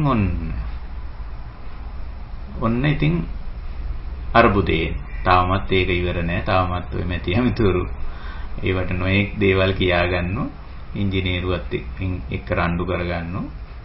ඉතින් ඒවා එහෙම වැඩක් නැහැ. මොකද මේ පද්ධතියක් කියන එක ඉතින් හොඳට වැඩ කරනකොට පිය රූපයක් ඒක. සාත රූපයක්. මොකද මේ විදුලි පද්ධතිය නිසි විදියට ක්‍රියාත්මක වෙනකොට ඉතින් අපිට ඒක පහසුවක් නේ, සුවයක් නේ. ලයිට් එක පත් වෙනවා, ලයිට් ස්විච් එක දැම්ම ගම. ඉතින් අපේ උපකරණය අපිට නිසි වෙලාවට අපිට අවශ්‍ය වෙලාවට පරිහරණය කරගන්න පුළුවන්. අපි මේ කතා කරන ධර්ම සාකච්ඡාවකුත් අපිට කරගන්න බැරුව ගියා. ඊයේට පෙරේද දවසේ අපිට තිබුණු ධර්ම සාකච්ඡාව. අපි මේ සූම් වලිනුත් ධර්ම සාකච්ඡාවක් කරන සිකුරාදාට. ඉතින් සම්බන්ධ වෙන්න බෑ අන්තර්ජාලයට. අපේ විදුලි පද්ධතිය බිඳ වැටිලා සම්ප්‍රේෂණ කුළුණු වල විදුලිය යන හිට. ඉතින් එතකොට දැන් අර ප්‍රිය ස්වභාවය, පද්ධතියේ ප්‍රිය ස්වභාවය අප්‍රියව. ඉතින් උතෙන්දී අපිට ක්ලේශයක් හදාගන්න දෙයක් නැහැ. අර පද්ධතියත් එක්ක අපේ හැබැයි තිබුණ කිසියම් බැඳීමක් නේ. තණ්හාවක් තිබුණා. එතකොට මේක මේ පුද්ගලයෙක් වෙන්න පුළුවන්, ද්‍රව්‍යයක් වෙන්න පුළුවන්, භාණ්ඩයක්, වස්තුවක්, සේවාවක් මොකක් හරි වෙන්න පුළුවන්. ඔය මොකෙන් ගියත් නාම රූපනේ අන්තිමට. ඉතින් ඔය නාම රූප විතේක පිය රූපං, විතේක අපිය රූප. විතේක සාත රූපං, තවත් විතේක අසාත රූපං. ඉතින් ඔය රූප දෙකම, රූප කියන්නේ ස්වરૂප කියන එකයි, ස්වභාව කියන එකයි. ඔය ස්වභාව දෙකම ප්‍රශ්නයක් නෙවෙයි අපිට.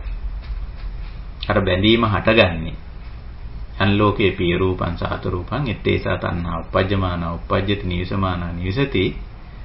අනිත් පැත්තට බුදු පියාණන් වහන්සේ දේශනා කරනවා යම් ලෝකේ පිය රූපං සාත රූපං ettesa tanha pahiyamana pahiyati niruddhamana niruddhati. එතනමයි මේක අවසන් වෙන්නේ කියලා. ඒක හැබැයි මේක අවසන් වෙන්න අර හට ගැනීම නම් හරිම සරල සිම්පල් විදිහට හට ගන්න. හැබැයි නිරුද්ධය එහෙම සරල සිම්පල් විදිහට වෙන්නේ නැහැ. ඒක මේ කුසලතා තුන ඉපැද්දීම හරහා සතිපට්ඨානයේ හරහා සිද්ධ වෙන දෙයක් ඒක. මේ සාත රූපයයි මේ පිය රූපයයි දෙකේ යථා ස්වභාවය අවබෝධ කළොත්, අවබෝධ කරගත්තොත් තමයි නිරුජ්ජමානා නිරුජ්ජති, පහියමානා පහියති. ඒතර පහියමානා නිරුජ්ජමානා කියන වචන දෙකටත් අපි ටිකක් අවධානය යොමු කරන්න වටිනවා. දැන් පහියමානා නිරුජ්ජමානා කියන වචන අර්ථකථනය කරන්න ගියාම අටුවා පවා මොකක්කම්ම නැහැ කියන වගේ අර්ථයක් තමයි ගන්න උත්සාහ කරලා තියෙන්නේ. මොකක්කම්ම නැහැ කියන අර්ථය. මොකක්කම්ම නැහැ කියන එක නෙවෙයි ඇත්තට. මේවයි ගුණාත්මක භාවයන්, මේවයි ක්වොලිටිස් වෙනස් වීමක් මේවයින් පෙන්වුම් කරන්නේ. අර පිය රූපේට සාත රූපේට දෙවිච්ච නිත්‍ය සංඥාව ගෙවිලා ගියා.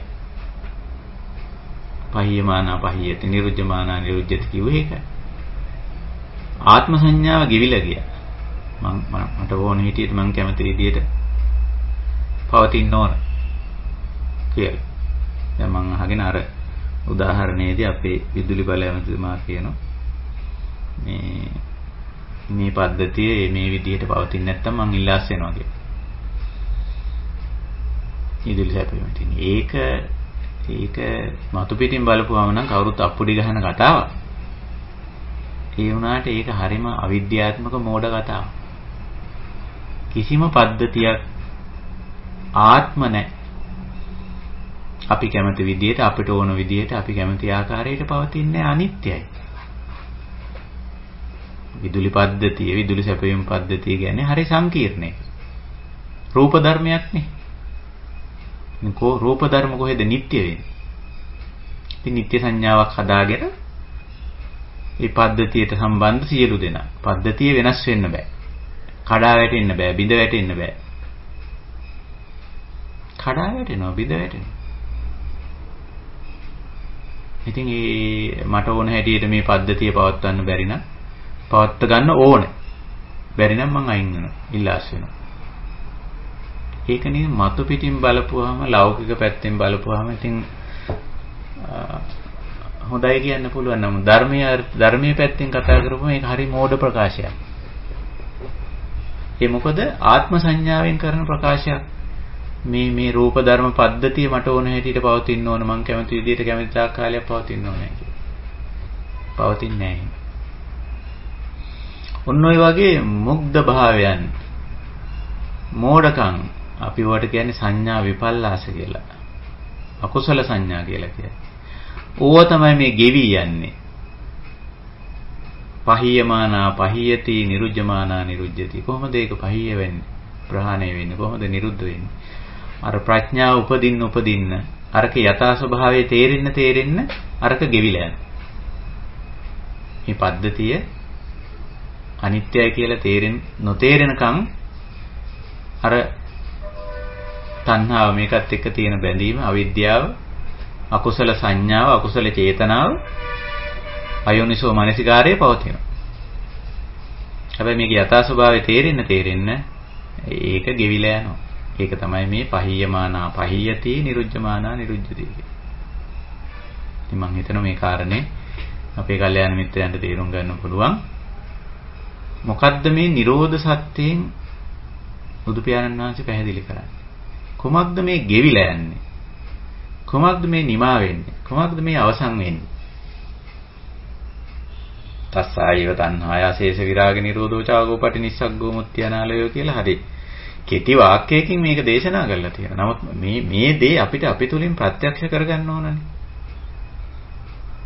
මේ දේ අපි තුල සිද්ධ වෙන්න ඕන. නිවන් දකින්නවා කියලා කියන්නේ චතුරාර්ය සත්‍ය පිළිබඳ මේ ගැඹුරු සාකච්ඡා කිරීම නෙවෙයි. සාකච්ඡාව අවශ්‍යයි.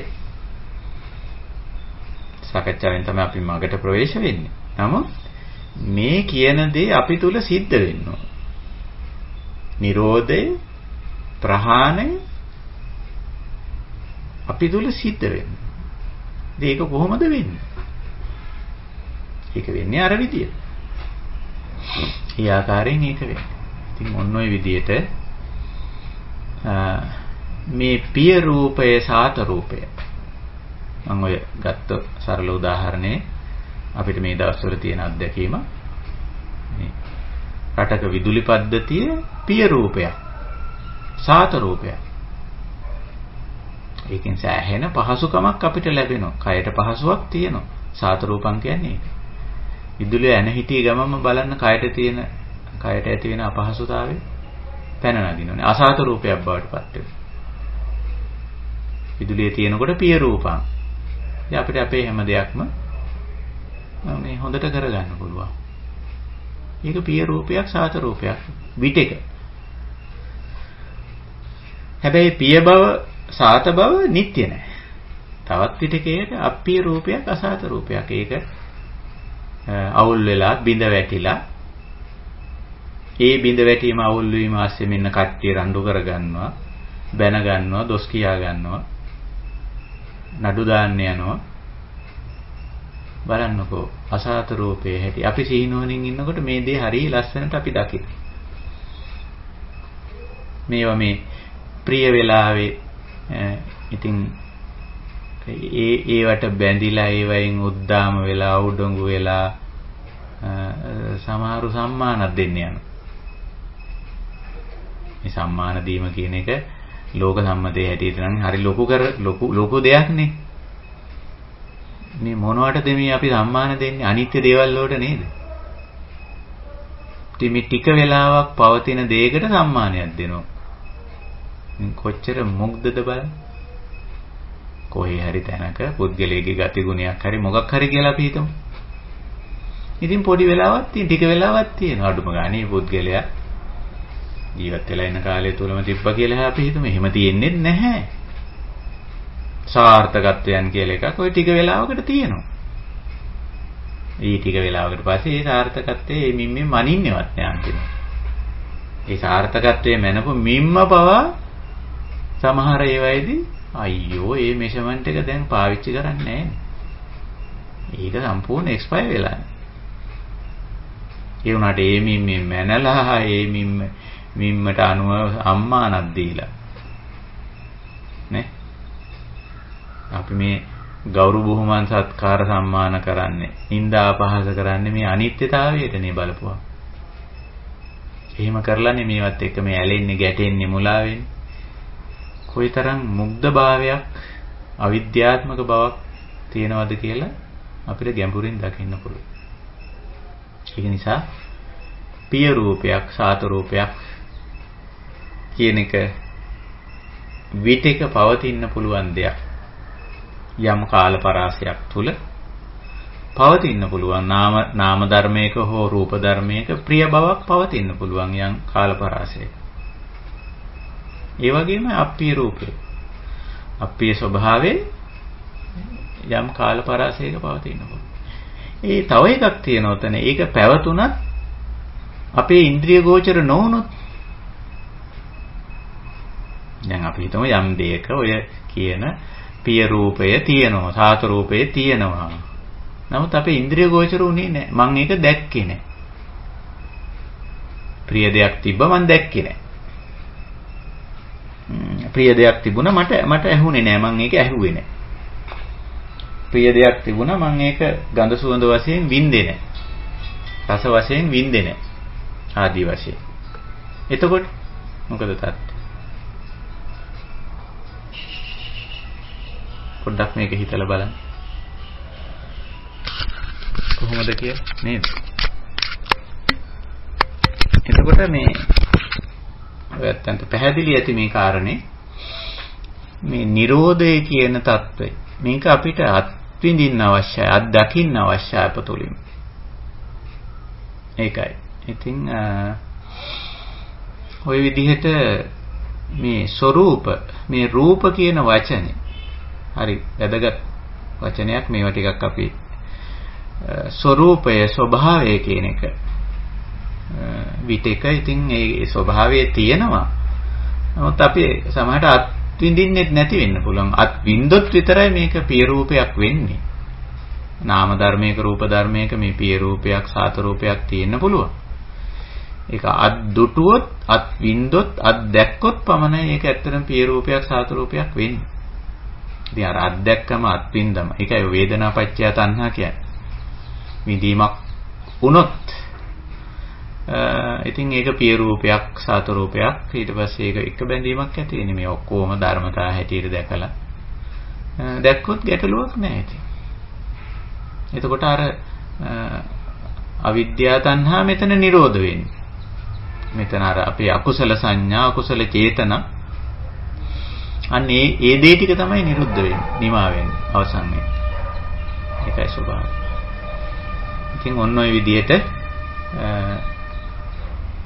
අපි මේ කාරණේ මේ විදිහට අවබෝධ කරගන්න ඕනේ නිරෝධය කියන එක. ඉතින් නිරෝධ සත්‍යයේදී අර සමුදය සත්‍යයේදී වගේ බුදු පියාණන් වහන්සේ අර නාම රූප ධර්ම ටික එහෙමම පැහැදිලි කරනවා. චක්කු, සෝත, ගාන, જીවහා, කාය, මන කියන මේ ඉන්ද්‍රිය ධර්ම ටික.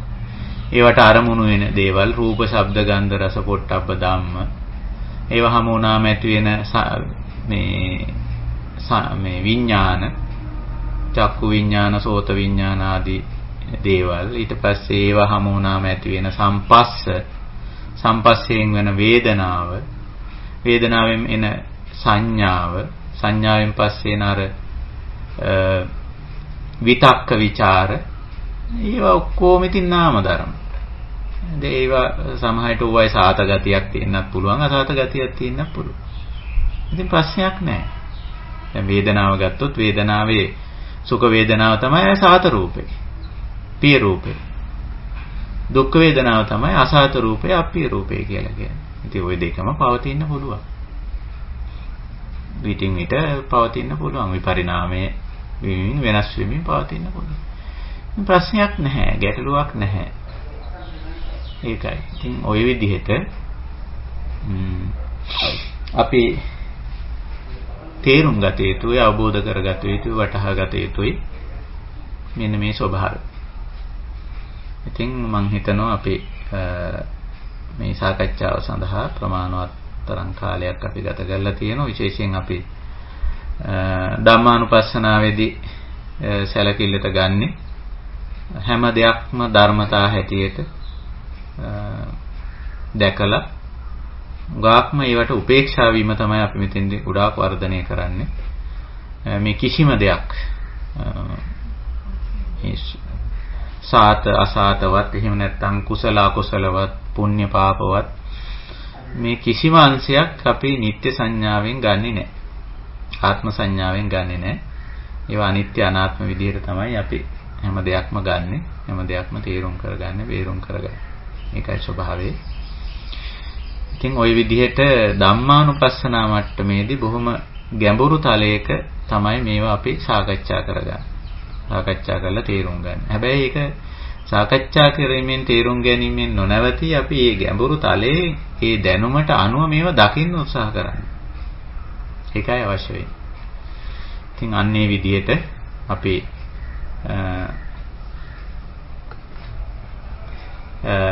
නිරෝධ සත්‍යයේදීත් අපි මේ විදිහට උත්සාහ කරමු මේ කාර්ය සඳහා. අපි ඊළඟට ටික වෙලාවක් ගමු මේ ප්‍රශ්න ගැටළු සාකච්ඡා කිරීම සඳහා. ඊට කලින් මට විනාඩි කිහිපයක් දෙන්න මේ අපේ මේ වැඩමකර ස්වාමීන් වහන්සේ එක විනාඩියක් කතා කරලා මේ කටයුතු වලට විනාඩි කිහිපයකින් පසුව අපි මේ අපේ කල්යාණ මිත්‍රයන්ට තියෙන ප්‍රශ්න ගැටළු තියෙන ඒවා අපි ඩිංගක් සාකච්ඡා කරන්න බලාපොරොත්තු වෙමු. මට විනාඩි කිහිපයක් දෙන්න කරුණාකරලා. යොමු කලේ අද අවධානයට යොමු කලේ මේ නිරෝධය කියන එක. නිරෝධය කියවුවම ඒක සම්පූර්ණ නිවනමයි අදහස් කරන්නේ. නිරෝධ සත්‍යය තුළ අදහස් කරන්නේ නිවන, නිවීම, සැනසීම. ඒක අත්දැකිය යුතු, අත්විඳිය යුතු තත්ත්වයක්.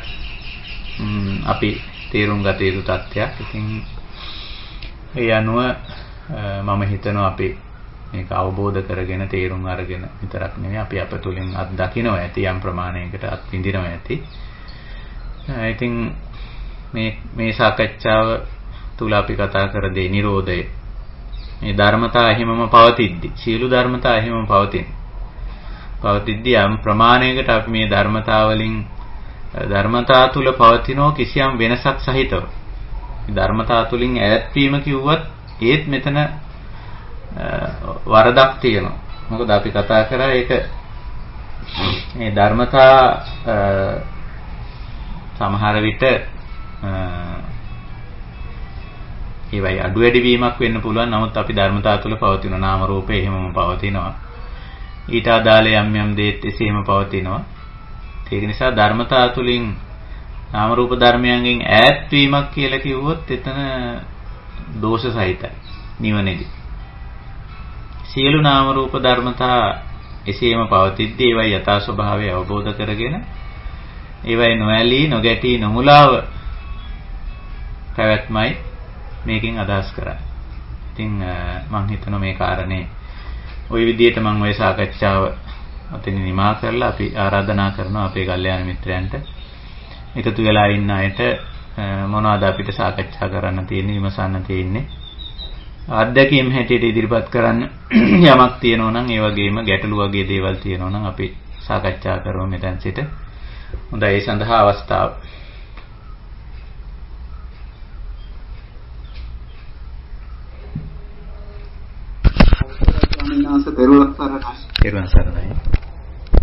ස්වාමීන් වහන්සේ මේ හේතුඵල යම් යම් සිද්ධියක හේතුඵල දක්නකොට ස්වාමීන් වහන්සේ මේ ඒ සංසිද්ධියේ හේතු ටික අපි නිකන් මේ ටික කියලා හරියටම දැනගෙන සිටිය යුතුද? එහෙම නැත්නම් ඒ සංසිද්ධියේ හේතු ටිකක් නිසා ඇතිවෙන ඵලයක් කියලා නිකන් අර කාරණාව විතරක් දැනගෙන හිටියොත් ප්‍රමාණවත්ද කියලා පොඩ්ඩක් පැහැදිලි කරලා දෙනවද? පිරුවන් සර්ණයි. ඔය ඒක ඇත්තටම හේතුඵල සිද්ධාන්තය ඇතුලේ මතුවෙන ඊටාම මේ කොමන් ප්‍රශ්නයක් ඒක. ඒ කියන්නේ ඒක බොහෝ හේතුඵල ධර්මතාවය අපි සාකච්ඡා කරපු හුඟක් අවස්ථාවල ඔය ප්‍රශ්නය මතුවලා තියෙනවා. ඒක ඇත්තටම වැදගත් ප්‍රශ්නයක්. දැන් යම් ඵලයක හේතුව මෙන්න මේකයි කියලා හේතුව නිශ්චිත වශයෙන් දැනගත යුතුද? එහෙම නැත්නම් ඵලය කිසියම් හේතුවක් හැටියට දැකීමද මෙතන කාරණේ කියලා මහත්තයා හරියට මේ ප්‍රශ්නේ ඇහුවා. එතකොට අවශ්‍යද අපි අර ඵලයේ හේතුව හරියටම දැනගන්න අවශ්‍යද කියලා. මේක එක්තරා නිකන් ගැටලුකාරී වගේ තත්වයක් මතු කරන ප්‍රශ්නයක්. දැන් ඔන්න ඵලය වෙනස් කරන්න අපිට අවශ්‍ය නම් හේතුව දැනගන්න අවශ්‍ය වෙනවනේ. මේ ඵලය ඇතුනේ මේ හේතුවෙන් කියලා. එතකොට එතෙන්දී අපිට හේතුව පැහැදිලි කරගන්න වෙනවා. මොකද්ද හේතුව කියලා. එතෙන්දී සමහර විට අපිට හේතුව නිශ්චිත වශයෙන්ම දැනගැනීමෙහිලා අපි පෞද්ගලිකව අදක්ෂ අසාර්ථක වෙන්න පුළුවන්. දැන් සරල උදාහරණයක් කිව්වොත් මට ලෙඩක් තියෙනවා කියන්නකෝ. එතකොට ඒ ලෙඩ ඵලය දැනට. එතකොට අපිට මේ ඵලය වෙනස් කරගන්න අවශ්‍යයි. මට නිරෝගී වෙන්න ඕමනයි. මේ ලෙඩේ සනීප කරගන්න අවශ්‍යයි. එතකොට මං ලෙඩේ හේතුව දැනගන්න ඕනනේ. නමුත් ලෙඩේ හේතුව මට තේරෙන්නේ නැහැ. එතකොට මට සිද්ධ වෙනවා වෛද්‍යවරයාගේ සහයෝගය ලබා ගන්න. ඒකට වෛද්‍යවරයා සහයෝගය අරගෙන තමයි යා තමයි කියන්නේ ඔයාලට මේ වගේ ලෙඩක් හැදිලා තියෙන මේ වගේ මේක තමයි හේතුව. මෙන්න මේ හේතුවට මේ විදිහේ ප්‍රතිකර්ම කරපුවා මේ ලෙඩේ සනීප කරන්න පුළුවන්.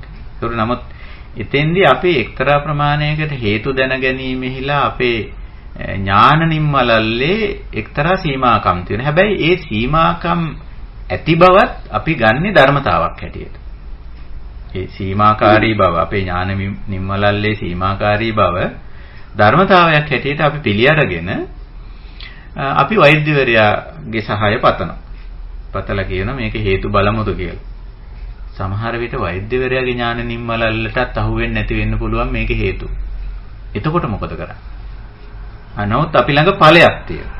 මොකද්ද මේ රෝගය කියන ඵලය අපි ළඟ තියෙනවා.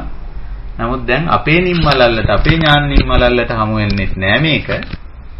අපි කන්සල්ට් කරපු වෛද්‍යවරයාගේ ඥාන නිම්මලල්ලට හමු වෙන්නේ නැහැ මේක.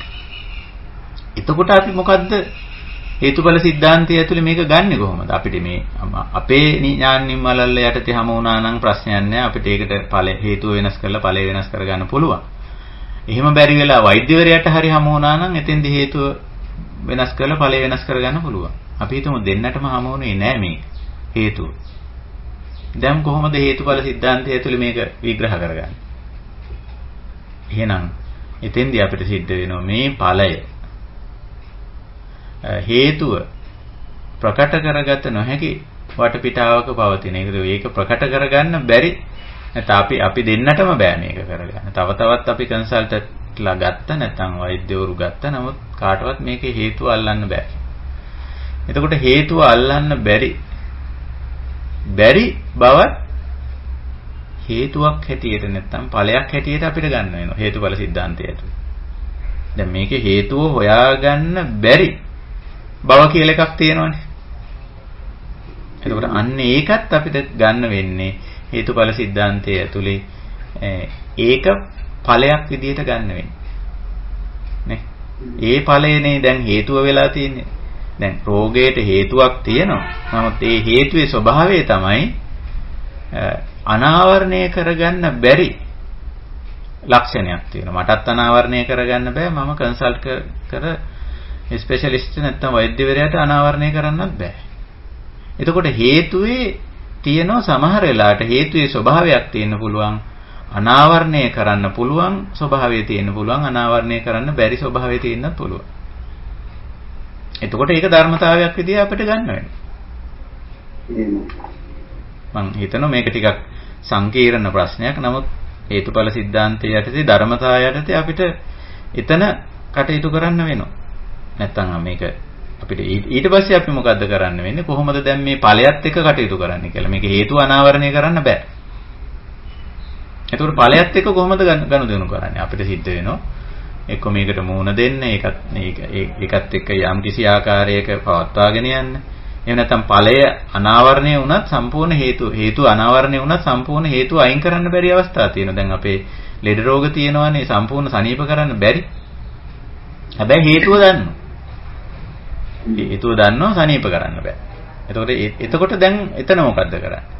එතකොට අර ධර්මතාවයත් එක්ක පවතින අපි පුරුදු වෙනවා. මේක ධර්මතාවයක්, මේක හේතුඵල ධර්මතාවයක්. හේතුව අනාවරණය වුණා, නමුත් ඵලය වෙනස් කරන්න බෑ. මෙතන ඒ කියන්නේ රෝගය නිට්ටාවට සුව කරන්න බෑ. තව එක හේතුව අනාවරණය වුණේ නැහැ. එතකොට මේක කොහොමදත් වෙනස් කරගන්න බෑ. එතකොට මේක අපි දකින්නේ ධර්මතාවයක් හැටියට. ධර්මතාවයක් හැටියට දැකලා එතන ඉඳලා මේකත් එක්ක පවතින්න අපි උත්සාහ කරනවා. ඒකයි ක්‍රමවේදය. එතෙන්දිත් අපිට ක්ලේශයකට යන්නේ අපි මේක ගැන දුක් වෙන්නේ නැහැ, කනගාටු වෙන්නේ නැහැ, බය වෙන්නේ නැහැ, තැති ගන්නෑ. නමුත් ඉතින් මේක මෙහිම තමයි. සමහර වෙලාවට හේතු අනාවරණය වෙනවා, සමහර වෙලාවට හේතු අනාවරණය වෙන්නේ නැහැ. අනාවරණය වුණත් සමහර විට ඵලය වෙනස් කරගන්න බැරි අවස්ථා තියෙනවා. මේ ඔක්කොම අන්තිමට දානවා ධර්මතාවය තුළට. ධම්මානුපස්සනාව යටතේ. ධම්ම නියාමයට දානවා. ධම්ම නියාමයට දාපුවෙන් පස්සේ මේ ප්‍රශ්නේ විසඳෙනවා. ගැටලුවක් නැහැ. එහෙමයි. පැහැදිලි ස්වාමීන් වහන්සේ. තව එක ප්‍රශ්නයක් තියෙනවා ස්වාමීන් වහන්සේ. මෙතන මේ පිය රූපං සාත රූපං කියවහම නිකන් මට අර තව සූත්‍ර වගේ බලනකොට නිකන් හිතට ආව අදහසක් මේ අපිට පේන රූපේමද මේ අදහස් කරන්නේ කියන වගේ අදහසක්. මොකද අර කජ්ජනීය සූත්‍රයේ තියෙන ස්වාමීන් වහන්සේ රුප්පතිති අන්නේ රූපණී වෙන අර්ථයෙන් වගේ මට එව්වක්ම ඔය කලින් මතකයි කටුකුරුන්දේ හාමුදුරුවන්ගේ දේශනාවක තිබ්බා මේ ඉද්දෙනවා කියන එකක් ස්වාමීන් වහන්සේ පාවිච්චි කරනවා.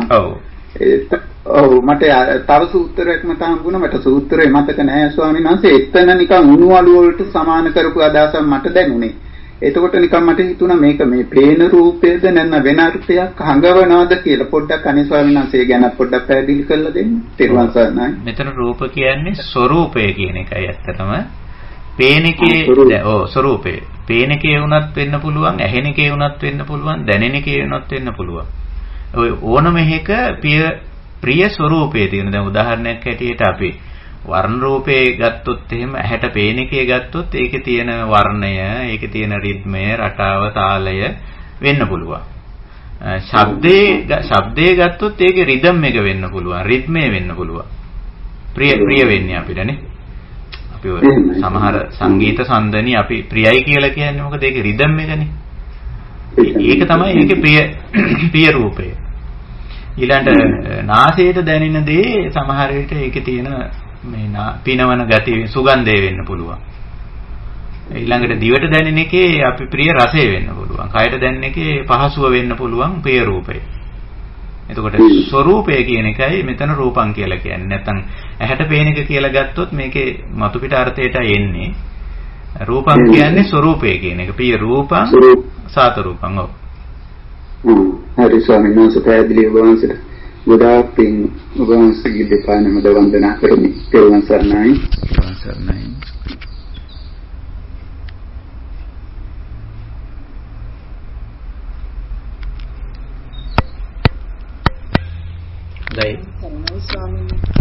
සරණයි.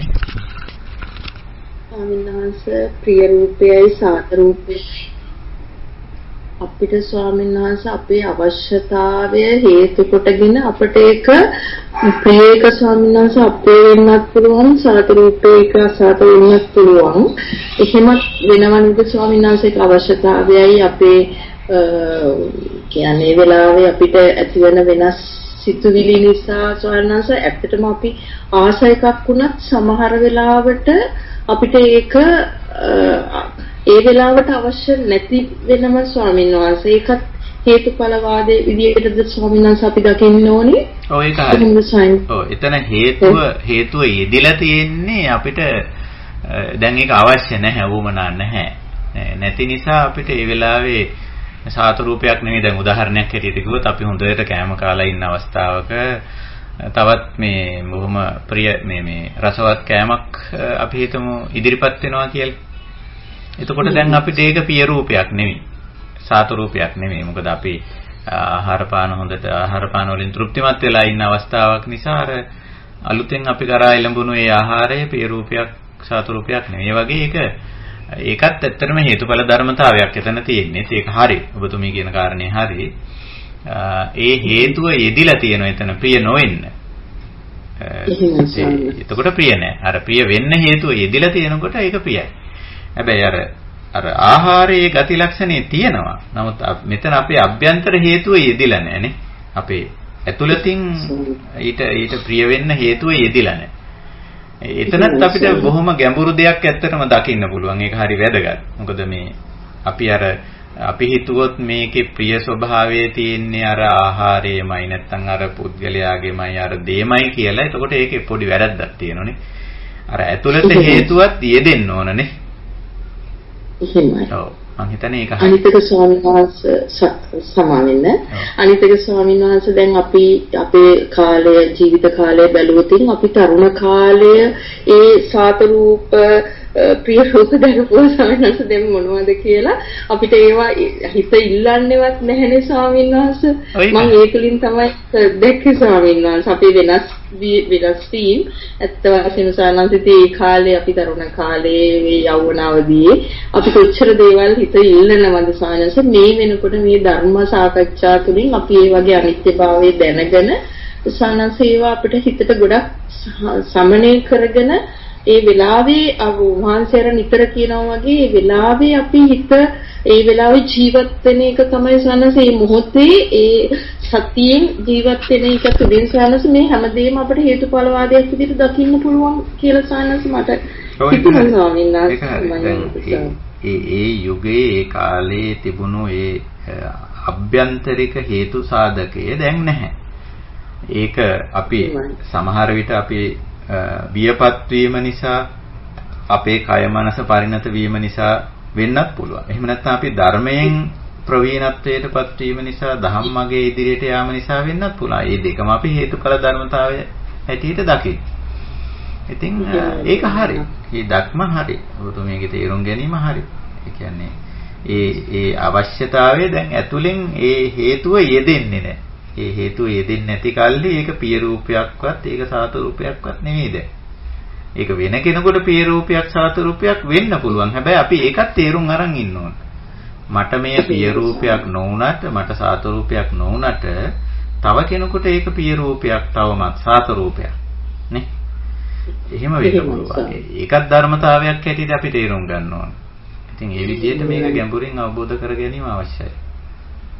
එතකොට තමයි ශානස අපිට ඒගොල්ලන් වෙනුවෙන් ඇලෙන්නේ ගැටෙන්නේ නැතුව ජීවත් වෙන්න පුළුවන් වෙන්නේ ඒ තේරුම් ගැනීම තුළ තමයි ස්වාමීන් වහන්සේ. ඔව් ඒක හරි. ඒක හරි. මම ඔබතුමාගේ දෙපාණම දවස් නමස්කාර කරනවා වහන්සේට තෙරුවන් සරණයි. තෙරුවන් සරණයි.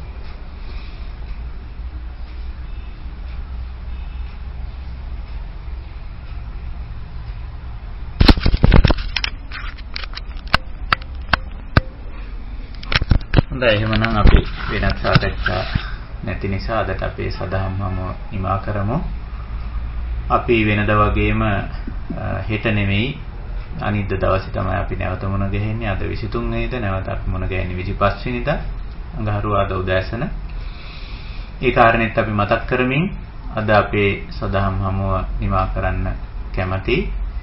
අද අපි අවධානය යොමු කළේ සත්‍යපබ්බේ ධම්මානුපස්සනාවේ චතුසත්‍යවල තුන්වෙනි සත්‍යයට නිරෝධ සත්‍යයට. එතකොට නිරෝධේ නිමාව අවසන් වීම කෙලවර වීම අත්හැරී යාම ගෙවි යාම කියන වචන බුදු පියාණන් වහන්සේ මෙතෙන්දි පාවිච්චි කරලා තියෙනවා. මේ නිමාවන්නේ අත්හැරෙන්නේ ගෙවි යන්නේ අවසන් වෙන්නේ මොනවද? නාම රූප ධර්ම නෙවෙයි. නාම රූප ධර්මයේ සම්බන්ධයෙන් අපේ හිතවල තිබුණු අවිද්‍යාව තණ්හා එහෙම නැත්නම් වැරදි සංඥා, අකුසල සංඥා සහ අකුසල චේතනා මූලික වශයෙන්. මේ දෙක ගෙවුනම අයෝනිසෝ මනසිකාරය වෙන්නේ නැහැ. ඒක නිසා ගෙවි යන්නේ මේක.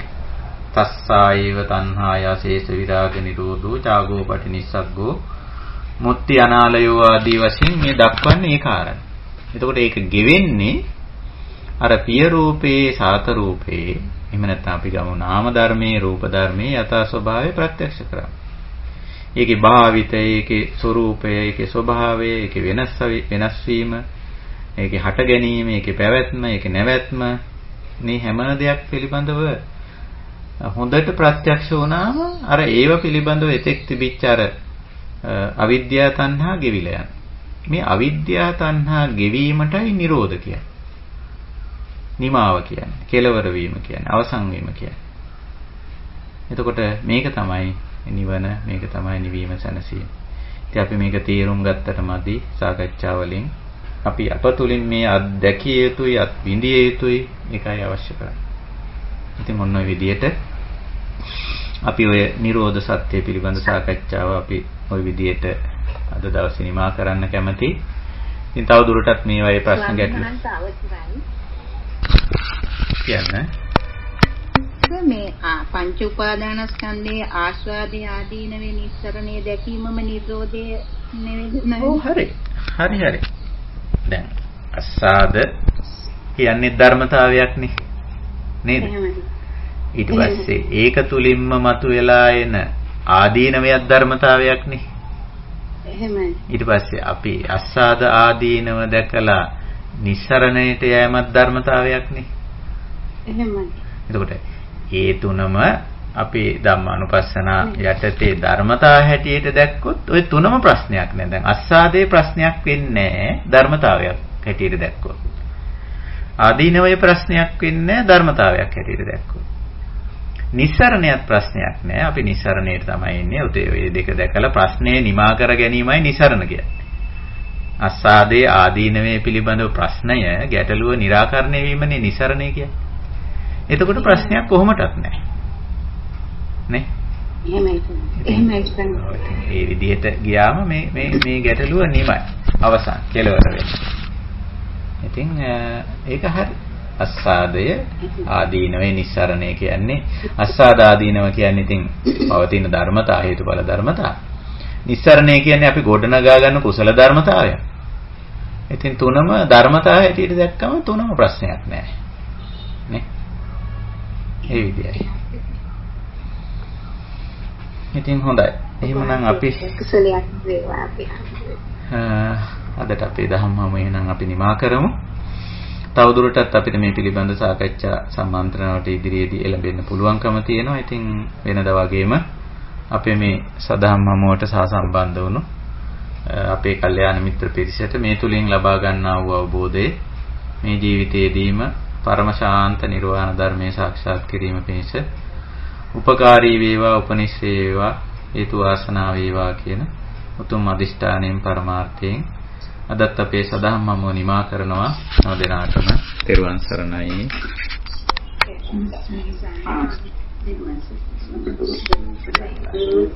දැයි හැම දිනාටම තෙරුවන් සරණයි. සෝපත් වේවා.